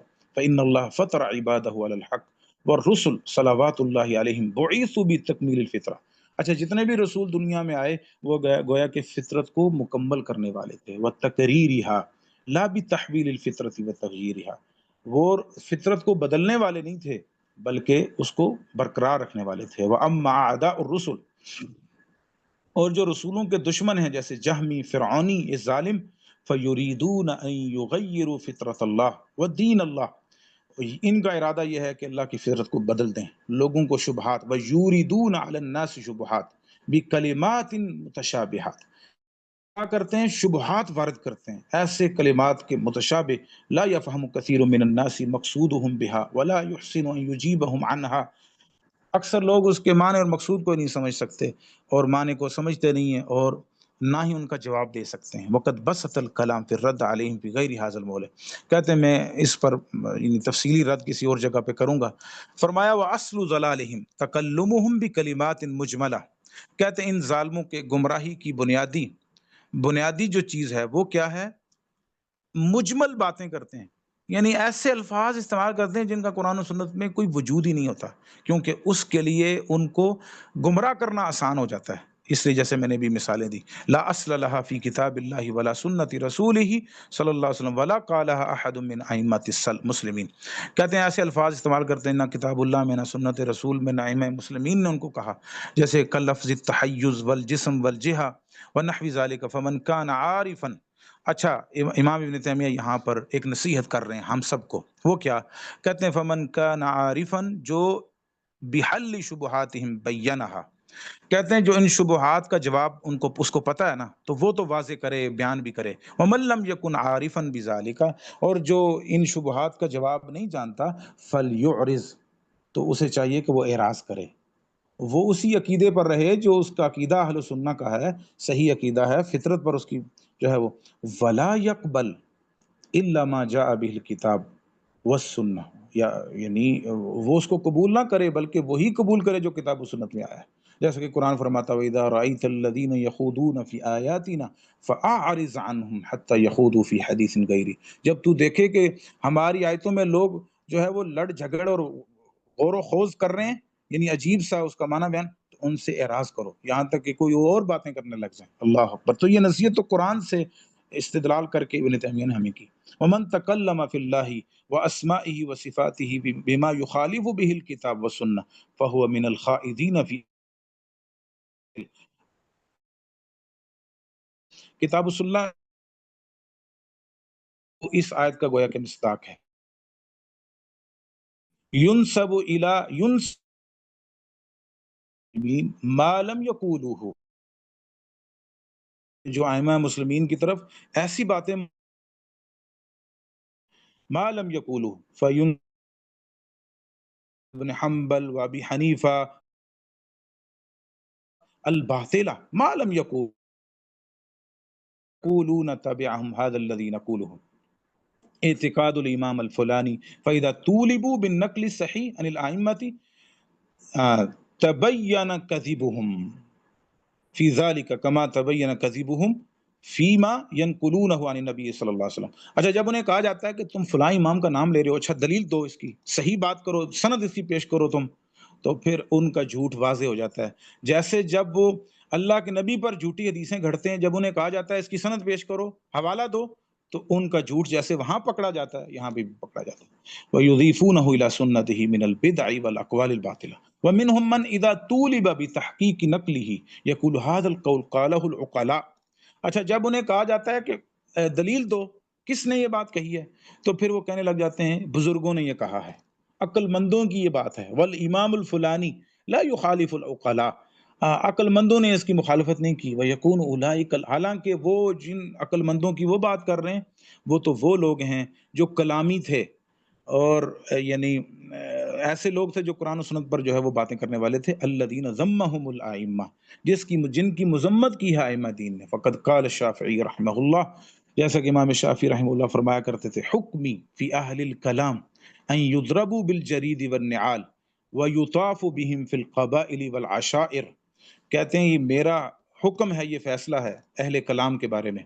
یہ کلامی اور یہ جو بڑے بڑے دانشور اور اس طرح کے لوگ ہیں جو کتاب و سنت کے خلاف بات کرتے ہیں، ان کو جوتوں کے ساتھ اور یہ جو کوڑے ہیں ان کے ساتھ پیٹا جائے، اور ان کو بٹھا کر قبائل کی یعنی محلوں میں پھرایا جائے اور بتایا جائے وَيُقَالْ هَذَا جَزَاءُ مَنْ تَرَكَ الْكِتَابَ وَالسُّنَّةَ وَأَقْبَلَ عَلَى الْكَلَامِ.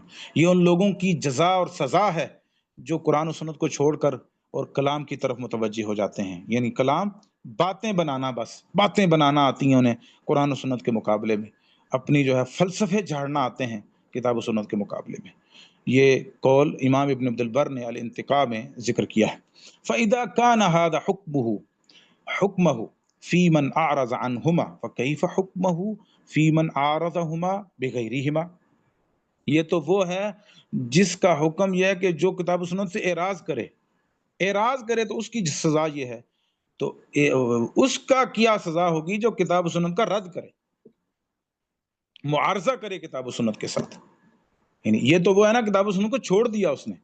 ایک وہ ہے جو کتاب و سنت کو چھوڑتا نہیں بلکہ رد کرتا ہے اور غلط معنی اس کے بیان کرتا ہے، اس کی سزا کیا ہوگی.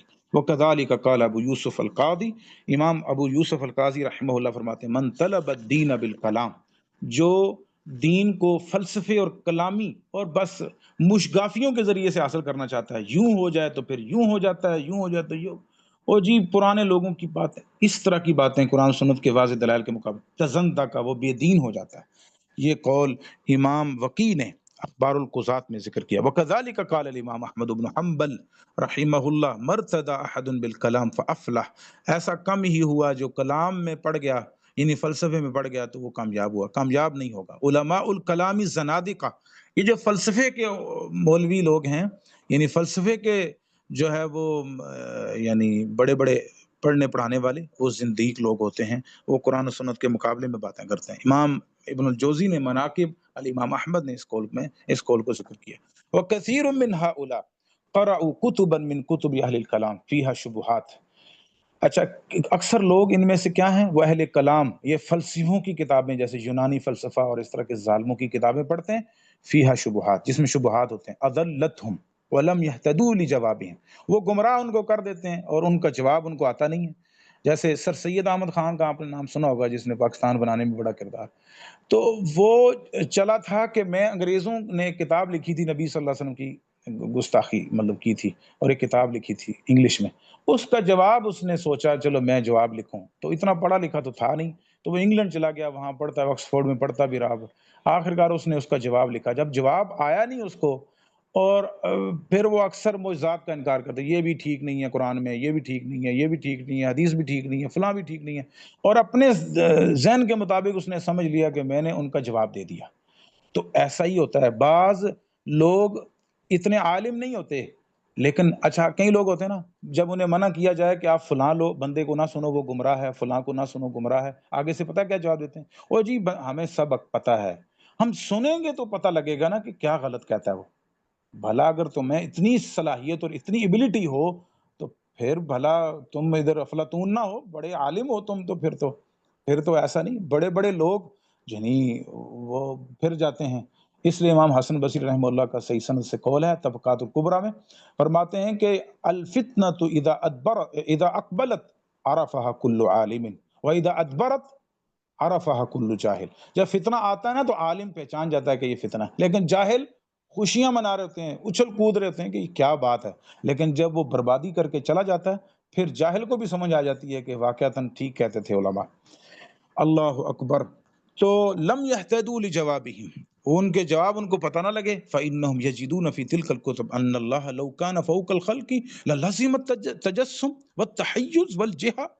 اچھا وہ انہوں نے کیا سمجھا، کہا ان کتابوں میں انہوں نے پڑھ لیا کہ اگر ہم یہ کہیں کہ اللہ تعالیٰ مخلوق سے بلند ہے تو پھر جسم لازم آئے گا، پھر تحیز اور جہت لازم آئے گی، وہم لا یعرفون حقائق هذه الالفاظ، حالانکہ انہوں نے ان لفظوں کی حقیقت کو سمجھا ہی نہیں، وما اراد بها اصحابها، اور ان جن لوگوں نے یہ لفظ گھڑے تھے ان کا کیا ارادہ تھا، فإن ذکر الجسم فی اسماء اللہ وصفاتہ بدعہ، اللہ کا ناموں میں کسی جگہ پہ بھی جسم کا لفظ تو ہے ہی نہیں، لم ينطق بها كتاب ولا سنة ولا قالها احد من سلف الامه ولا ائمتها، لم يقل احد منهم ان الله جسم، کسی نے تو یہ نہیں کہا کہ اللہ جسم ہے، ولا ان اللہ ليس بجسم، اور نہ یہ کہا کہ اللہ جسم نہیں ہے، یہ لفظ ہی استعمال نہیں کیا اللہ کے لیے، ولا ان اللہ جوہر ولا ان اللہ ليس بجوہر، نہ ہی جوہر کا لفظ استعمال کیا۔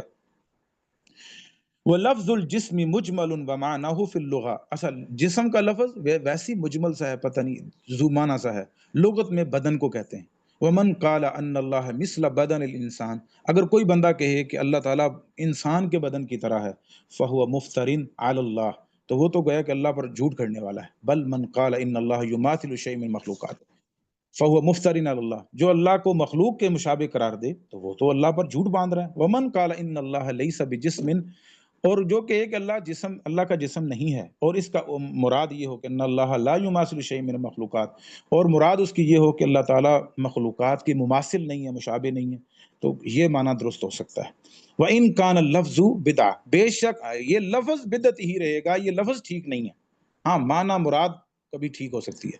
وَأَمَّا مَنْ قَالَ إِنَّ اللَّهَ لَيْسَ بِجِسْمٍ وَأَرَادَ بِذَلِكَ أَنَّهُ لَا يُرَى فِي الْآخِرَةِ، اچھا جو بندہ یہ کہے کہ اللہ کا جسم نہیں ہے اور قیامت کے دن مومن اللہ کو نہیں دیکھیں گے، اچھا یہ معتزلہ کا عقیدہ ہے نا کہ اللہ تعالیٰ قیامت کے دن نہیں دکھائی دے گا، نعوذ باللہ، مومن دیکھیں گے، یہ تو سب سے بڑی نعمت ہوگی ان کی جنت میں۔ تو اگر تو اس کی مراد یہ ہے وَأَنَّهُ لَمْ يَتَكَلَّمْ بِالْقُرْآنِ، اور وہ قرآن کے ساتھ کلام نہیں کیا اللہ نے، بل القرآن العربی مخلوق، بلکہ اس نے یہ کہنا شروع کر دیا کہ یہ جو قرآن ہے یہ مخلوق ہے، او تصنیف جبریل، بلکہ یہ جبریل علیہ السلام کی لکھی ہوئی کتاب ہے، او نحو ذالک فہو مفتر علی اللہ، اس نے اللہ پر جھوٹ باندھا، فیما نفاہ عنہ وہذا اصل الضلال الجہمیۃ والمعتزلہ، یہی تو بنیاد ہے جہمیہ اور معتزلہ کی گمراہی کی، ومن وافقہم علی مذہبہم، اور جنہوں نے ان کی مذہب کی موافقت کی، فانہم یظہرون للناس التنزیہ وحقیقت کلامہم تعطیل، اچھا لوگوں کو انہوں نے یہ ثابت کرنے کی کوششیں کی کہ اللہ تعالیٰ جو ہے اللہ کو ہم پاک قرار دے رہے ہیں نقائص اور عیب سے، بظاہر تو یعنی ظاہر تو یہ کیا، لیکن حقیقت میں وہ اللہ کے صفات کا انکار کرنا ان کا مقصد تھا۔ فَيَقُولُونَ نَحْنُ لَا نَجْسِمُ، وہ کیا کہتے ہیں، ہم اللہ کو جسم نہیں قرار دیتے، بل نقول ان اللہ لیس بجسم، اللہ جسم والا نہیں ہے، وَمُرَادٌ بِذَلِكَ نَفْيُ حقیقت اسماء اللہ وصفاتہ، حقیقت میں اس میں چھپی ہوئی بات کیا ہے، جیسے میں نے کہا نا کہ انہوں نے یہ نام اس لیے گھڑے تاکہ آسان ہو جائے اللہ کی صفات کا انکار کرنا، مقصد ان کا کیا ہے کہ اللہ کا نہ کوئی نام ہے اور نہ ہی صفات ہے۔ فَيَقُولُونَ لَيْسَ لِلَّهِ عِلْمٌ وَلَا قُدْرَةٌ وَلَا حَيَاةٌ وَلَا كَلَامٌ وَلَا سَمْعٌ وَلَا بَصَرٌ وَلَا يُرَى فِي الْآخِرَةِ وَلَا عُرِجَ بِالنَّبِيِّ صلی اللہ علیہ وسلم إِلَيْهِ وَلَا يَنزِلُ مِنْهُ شَيْءٌ وَلَا يَصْعَدُ إِلَيْهِ شَيْءٌ وَلَا يَتَجَلَّى لِشَيْءٍ وَلَا يَقْرُبُ إِلَى شَيْءٍ وَلَا يَقْرُبُ مِنْهُ شَيْءٌ وَأَنَّهُ لَمْ يَتَكَلَّمْ بِالْقُرْآنِ بَلِ الْقُرْآنُ مَخْلُوقٌ وَكَلَامُ جِبْرِيلَ وَأَمْثَالُ ذَلِكَ مِنْ كَلَامِ الْمُعَطِّلَةِ الْفِرْعَوْنِيَّةِ الْجَهْمِيَّةِ وَاللَّهُ تَعَالَى يَقُولُ فِي كِتَابِهِ، جیسا کہ اللہ تعالیٰ قرآن مجید میں فرماتا ہے لا تدركه الابصار وهو يدرك الابصار، یہ آنکھیں اس کا ادراک نہیں کر سکتی بلکہ وہ آنکھوں کا ادراک کرنے والا ہے۔ ای لا تحیط به، اب اس آیت کو پیش کر کے انہوں نے یہ ثابت کرنے کی کوشش کی کہ اللہ تعالیٰ قیامت کے دن نہیں دکھائی دے گا، کوئی نہیں دیکھ سکے گا اللہ تعالیٰ کو، حالانکہ یہاں پر تو ادراک کی نفی ہے، رویت کی نفی نہیں ہے۔ ادراک کا مطلب مثلا آپ کسی کو کہتے ہیں فلاں بندے کا ذکر کرتے، ہاں ہاں میں اسے جانتا ہوں، مجھے سب پتا ہے، ایک ہے میں اسے جانتا ہوں مجھے سب پتا ہے، اور ایک ہے میں نے اسے دیکھا ہوا ہے، ان دونوں میں فرق ہے۔ دیکھنے سے ضروری نہیں کہ انسان پہچان بھی سکے اس کی اصلیت، اور جب بندہ یہ کہتا ہے میں اسے پہچانتا ہوں جانتا ہوں اس کو، یہ رویت سے اگلی چیز ہے، دیکھنے سے اگلی چیز ہے۔ تو یہاں پر اللہ تعالیٰ نے ادراک کی نفی کی ہے کہ آنکھیں اس کا ادراک نہیں کر سکیں گی، یہ تو نہیں کہا اللہ نے کہ آنکھیں اسے دیکھ نہیں سکیں گی۔ ہاں اللہ سبحانہ وتعالیٰ کی شان میں بلندی ہے اس بات میں کہ اللہ کو کوئی ادراک نہیں کر سکتا، یہ تو شان بڑی ہے. جیسے لوگ کہتے ہیں نا او ہم تک کوئی نہیں پہنچ سکتا، ہمیں کوئی نہیں پہچان سکتا، یہ ایک شان بطور فخر کے بولا جاتا ہے. لیکن یہ تو کوئی نہیں کہہ سکتا نا ہمیں کوئی دیکھ نہیں سکتا، یہ تو بےزتی ہے. لہذا لا تحیط به فکما انہ یعلم ولا یحاط به علما. ہاں جیسا کہ اللہ تعالیٰ جانتا ہے لیکن کوئی بھی اسے جان نہیں سکتا. یہ اصل میں اس آیت کا مطلب ہے. اللہ سب کو جانتا ہے لیکن اسے کوئی بھی علم کے ساتھ گھیر نہیں سکتا. فَكَذَلِكَ سبحانہ وتعالی یُرَى وَلَا يُحَاطُ بِهِ. اسی طرح اللہ تعالیٰ کو دیکھا جائے گا لیکن احاطہ کوئی نہیں کر سکتا اللہ تعالیٰ کا. رؤیتاً فَهُوَ سبحانہ تعالی نفی الادراک وَلَمْ يَنفِ الرؤیہ. اللہ نے ادراک کی نفی کی ہے، رؤیت کی نفی نہیں کی، دیکھنے کی نفی نہیں کی. وَنَفْيُ الْإِدْرَاكِ يَدُلُّ عَلَى عَظْمَتِهِ. اور ادراک کی نفی اللہ تعالیٰ سے یہ تو اللہ کی عظمت پر دلالت ہے، جیسا میں نے ابھی بیان کیا. وَأَنَّهُ مِنْ عَظَمَتِهِ لَا يُحَاطُ بِهِ. اور یہ اللہ کی عظمت میں ہے کہ اللہ کو کوئی احاطہ نہیں کر سکتا، وہ سب کا احاطہ کرتا ہے، اللہ کا کوئی احاطہ نہیں کرتا. وَأَمَّا نَفْيُ الرُّؤْيَا. اور لیکن اللہ کو دیکھنے کی نفی جو ہے فَلَا مَدْحَ فِيهِ. اگر یہ کہا جائے کہ اللہ کو کوئی دیکھ نہیں سکتا، اس میں تو کوئی تعریف والی بات نہیں. کوئی بندہ کہے مجھے کوئی دیکھ نہیں سکتا، یہ کوئی تعریف تو نہیں نا. ہاں اس میں تعریف ضرور ہے کہ ہم تک کوئی نہیں پہنچ سکتا بھائی، ہمیں کوئی پہچان نہیں سکتا، جتنی بھی تم زور لگا لو ہم تک نہیں. یہ تعریف تو ہو سکتی ہے لیکن یہ تعریف نہیں ہے کہ ہمیں کوئی دیکھ نہیں سکتا.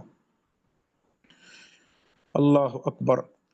فَإِنَّ الْمَعْدُومَاتِ لَا تُرَى وَلَا مَدْحَ لِشَيْءٍ. جو معدومات ہوتی ہیں جنہیں دیکھا نہیں جاتا اس کے لیے کوئی تعریف تو نہیں ہے نا. مِنَ الْمَعْدُومَاتِ بَلِ الْمَدْحُ إِنَّمَا يَكُونُ فِي الْأُمُورِ الثُّبُوتِيَّةِ لَا بِالْأُمُورِ الْعَدَمِيَّةِ. ہمیشہ تعریف جو چیز نظر آنے والی ہے نا ان کی تعریفیں ہوتی ہیں، یعنی ثبوتی جس کا اس بات ہوتا ہے ان کی مدح ہوتی ہے. عدم چیز جو ہے ہی نہیں اس کی بلا تعریف ہوتی ہے نہیں. وَإِنَّمَا يَحْصُلُ الْمَدْحُ بِالْعَدَمِ. ہاں جی، اذا تضمن ثبوتاً. اذا بعض اوقات یہ ہے کہ مدح عدم کے ساتھ اس کی مدح جو ہے اس کے ثبوت پر دلالت کرتا ہے. یعنی مدح اگر عدم کے ساتھ ہو تو پھر ثبوت پر دلالت. جیسے اللہ تعالیٰ فرماتا اللہ لا الہ الا هو الحی القیوم لا تأخذه سنة ولا نوم فنزہ نفسہ عن السنة والنوم. اللہ تعالیٰ نے اپنے آپ سے نوم یعنی نیند اور اونگ کی نفی کی ہے. لأن ذلك يتضمن کمال حیاتہ وقیومیتہ. کیونکہ اس نفی کے ساتھ لازم آتا تھا کہ اللہ کی کمال حیات اور کمال قیومیت ثابت ہو جائے، اس لیے اللہ نے اونگ اور نیند کی نفی کی. تو کما قال تعالی، اسی طرح اللہ نے ادراک کی نفی کی. یہ بھی اللہ تعالیٰ کے یعنی کوئی بندہ اللہ کا ادراک نہیں کر سکتا، یہ بھی اللہ کی عظمت کی دلیل ہے، اس لیے اللہ نے اس کی نفی کی. رویت کی نفی نہیں کی اللہ نے کسی جگہ پر. وَتَوَكَّلْ عَلَى الْحَيِّ الَّذِي لَا يَمُوتُ. یہاں پہ بھی اس زندہ پر توکل کرو جسے موت نہیں آتی. فَهُوَ سُبْحَانَهُ حَيٌّ لَا يَمُوتُ قَيُّومٌ لَا يَنَامُ. وَكَذَلِكَ قَوْلُهُ سُبْحَانَهُ وَتَعَالَى وَلَقَدْ خَلَقْنَا السَّمَاوَاتِ وَالْأَرْضَ وَمَا بَيْنَهُمَا فِي سِتَّةِ أَيَّامٍ وَمَا مَسَّنَا مِن لُغُوبٍ. کیا کہا؟ ہم نے آسمان و زمین کو جو کچھ اس میں تھا 6 دنوں میں پیدا کیا اور ہمیں کسی بھی تھکاوٹ نے نہیں چھوا، ہمیں کسی تھکاوٹ نے نہیں چھوا. فَنَزَّهَ نَفْسَهُ الْمُقَدَّسَةَ عَن مَسِّ اللُّغُوبِ وَهُوَ الْإِعْيَاءُ وَالتَّعِبُ لِيَتَبَيَّنَ كَمَالَ قُدْرَتِهِ. فَهُوَ سُبْحَانَهُ مَوْصُوفٌ بِصِفَاتِ الْكَمَالِ مُنَزَّهٌ عَن كُلِّ نَقْصٍ وَعَيْبٍ وَمَوْصُوفٌ بِالْحَيَاةِ وَالْعِلْمِ وَالْقُدْرَةِ وَالسَّمْعِ وَالْبَصَرِ وَالْكَلَامِ.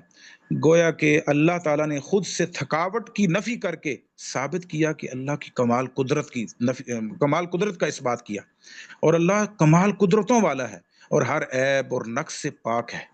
اور اللہ میں صفات کیا ہیں؟ اللہ زندہ ہے، اللہ علم والا ہے، اللہ قدرت والا ہے، اللہ سننے والا ہے، اللہ دیکھنے والا ہے. والکلام منزہ عن الموت والجہل والعجز والسمم والعمى والبکم وهو سبحانہ لا مثل له فی شیء من صفات الکمال.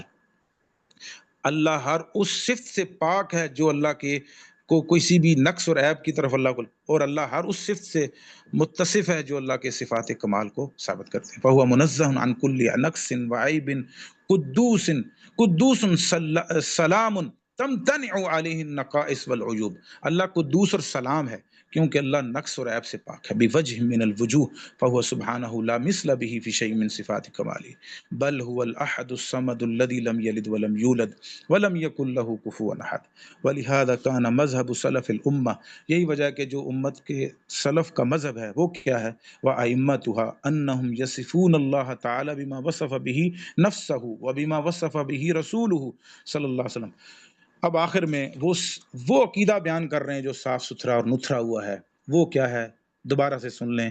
ائمہ سلف اور امت کے سلف کا عقیدہ یہ ہے کہ وہ اللہ سبحانہ و تعالیٰ کو ان صفات سے متصف کرتے ہیں جن صفات سے خود اللہ نے اپنے آپ کو متصف کیا ہے، یا اللہ کے رسول صلی اللہ علیہ وسلم نے اللہ کو متصف کیا ہے، بغیر تحریف کے، بغیر تعطیل کے انکار کیے، بغیر کیفیت بیان کیے، ولا تمثیل، بغیر مثال بیان کیے.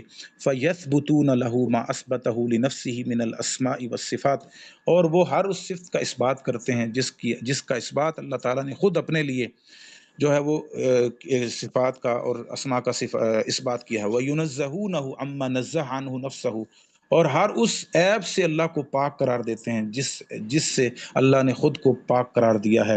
من مماثلۃ المخلوقات، مخلوقات کے مماثلت سے، اثباتاً بلا تمثیل و تنزیحاً بلا تعطیل، اس بات کرتے ہیں لیکن مثال بیان نہیں کرتے. پاک قرار دیتے ہیں اللہ تعالیٰ کو ہر عیب سے، لیکن اللہ کی صفات کا انکار نہیں کرتے. لیس کمثلہ شیء وہو السمیع البصیر. وقولہ تعالی لیس کمثلہ شیء رد علی الممثلہ. یہ لیس کمثلہ شیء، یہ جو مثال بیان کرتے ہیں اللہ تعالیٰ کی، تشابہ بیان کرتے ہیں، ان کا رد ہے. اور یہ جو ہے نا وہو السمیع البصیر ردا علی المعطلہ، یہ میں نے شروع کے دروس میں الحمدللہ اس پر تفصیلی بات کی تھی. ردن علی المعطلہ، یہ معطلہ کا رد ہے. قال بعض العلماء المعطل یعبد عدما والممثل یعبد صنما. جو معطل ہے نا، جو اللہ کی صفات کا انکار کرتا ہے، گویا کہ کسی کا بھی پوجا تو نہیں کر رہا نا، وہ تو عبادت ہی نہیں کر رہا کسی کی، وہ عدم کی عبادت کر رہا ہے. والممثل یعبد صنما، اور جو مثالیں بیان کرتا ہے مخلوق کے ساتھ اللہ کی، وہ گویا کہ بت کی پوجا کر رہا ہے، وہ اللہ کی نہیں، کیونکہ اس نے اللہ کی صفات کو مخلوق کی صفات کے ساتھ مشابہ قرار دی. الممثل اعشا، الممثل اعشا، اعشا کا معنی ہوتا ہے جس کی آنکھوں میں جو ہے یعنی کمزوری ہو، وہ رات کو جیسے دیکھتے ہیں ایسے، یعنی گویا کہ جو اللہ کی مخلوق، اللہ کی جو ہے وہ صفات کو مخلوق کی صفات سے مشابہ قرار دے، وہ کوتا نظر ہے. وہ مطلب جیسے رات کو کوئی آدمی دیکھ، اس کو دکھا کچھ سجائی نہیں دیتا، وہ ایسا ہے. والمعطل اعمی، اور جو معطل ہے نا وہ ہے ہی اندھا، اسے کیا پتا، وہ اللہ کی تمام صفات کا انکار کرتا ہے. وَدِينُ اللَّهِ بَيْنَ الْغَالِ فِيهِ وَالْجَافِ عَنْهُ، اور اللہ کا جو دین ہے، نہ وہ حد سے تجاوز کرنے والا اور جو کمی کرنے والا، اس کے درمیان میں ہے. وقد قال تعالی وَكَذَلِكَ جَعَلْنَاكُمْ أُمَّةً وَسَطًا، اللہ تعالیٰ نے، اللہ فرماتا ہے ہم نے تمہیں امت وسط بنایا ہے. وَالسُّنَّةُ فِي الْإِسْلَامِ، یعنی اہل السنت فی الاسلام، کالاسلام فی الملل، جیسے تمام مذاہب میں اسلام کی حیثیت ہے نا، کہ اسلام تمام مذاہب میں معتدل مذہب ہے اور وسط پر کھڑا ہے، ایسے ہی اہل سنت والجماعہ اسلامی تمام گروہوں میں اور گمراہ فرقوں کے درمیان یہ وسط پر کھڑا ہے. فاہل سنت وسط فی الصفات بین اہل التعطیل والتمثیل، یہ اہل سنت جو ہیں صفات کے باب میں، صفات کے مسئلے میں، جو معطلہ ہیں اور ممثلہ ہیں، دونوں کے درمیان میں. یہ اس بات بھی کرتے ہیں لیکن مخلوق کے ساتھ مشابہ قرار نہیں دیتے، اور ہر عیب سے پاک بھی قرار دیتے ہیں اللہ تعالیٰ کو، لیکن اللہ کی صفات کا انکار بھی نہیں کرتے. اللہ اکبر. وَهَذَا هُوَ الصِّرَاطُ الْمُسْتَقِيمُ، یہ وہی الفاظ ہیں جو شیخ الاسلام ابن تیمیہ رحمہ اللہ نے العقیدۃ الواسطیہ کے آخر میں اختتام جہاں کیا نا، وہاں پہ بھی یہی الفاظ استعمال کیے، اور یہاں پہ بھی وہی الفاظ تقریباً استعمال کر رہے ہیں. وَهَذَا هُوَ الصِّرَاطُ الْمُسْتَقِيمُ، کہتے ہیں یہی سیدھا راستہ ہے. صراط الذین انعم اللہ علیہم من النبیین والصدیقین والشہداء والصالحین وحسن اولئک رفیقا، یہ ان لوگوں کا راستہ ہے، نبیوں کا، صدیقین کا، شہداء کا، نیک لوگوں کا، اور کیا ہی خوبصورت وہ رفیق ہے. فنسأل اللہ العظیم ان یجعلنا وسائر اخواننا منہم بفضلہ ورحمتہ انہ علی ما یشاء قدیر وبالاجابۃ جدیر. واللہ سبحانہ اعلم۔ کہتے ہیں ہم اللہ سبحانہ و تعالیٰ سے، اس عظیم اللہ سے دعا گو ہیں، دعا کرتے ہیں، جیسا کہ بعض نسخوں میں ہے کہ العظیم ان یمن علینا بفضلہ و توفیقہ و یتولانا برحمتہ و اخواننا المسلمین، کہ اللہ تعالیٰ ہمیں ایسا ہی کر دے، اور ہم اس کے فضل اور اس کی رحمت کا سوال کرتے ہیں۔ انہ علی ما یشاء قدیر بالاجابۃ جدیر۔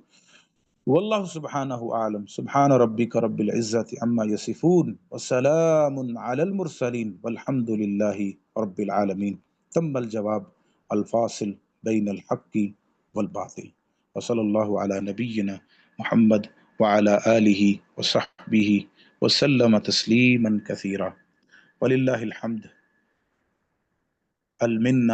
اللہ تعالیٰ کی تمام تعریفیں ہیں اور تمام اسی کی فضل اور رحمت ہے کہ اللہ تعالیٰ نے ہمیں اس عظیم کتاب کے مکمل کرنے اور اس عظیم نیکی کی تکمیل کو پہنچایا۔ الحمدللہ الذی بنعمتہ تتم الصالحات۔ ہم سب اللہ سبحانہ وتعالیٰ کے اسماء حسنہ اور صفات علیٰ کا واسطہ دے کر اللہ سبحانہ وتعالیٰ سے دعا کرتے ہیں کہ اللہ سبحانہ وتعالیٰ ہمیں اپنی معرفت نصیب فرمائے، اور اس معرفت کو جب تک ہم زندہ رہیں ہمیں بھی، ہماری اولادوں، ہماری ذریت کو نصیب فرمائے، اور اسی معرفت کے جو ہے وہ واسطہ ہمارے لیے بنے کہ اللہ سبحانہ وتعالیٰ ہمیں جنت میں جمع فرمائے، اور پھر آخر کار ہم اس اللہ کو دیکھ لیں جس اللہ کے لیے اور جس کی معرفت کے لیے ہم دنیا میں اللہ نے ہمیں توفیق دی، اور اللہ کو دیکھ کر ہم اپنی آنکھوں کو ٹھنڈا کریں۔ وآخر دعوانا الحمدللہ رب العالمین۔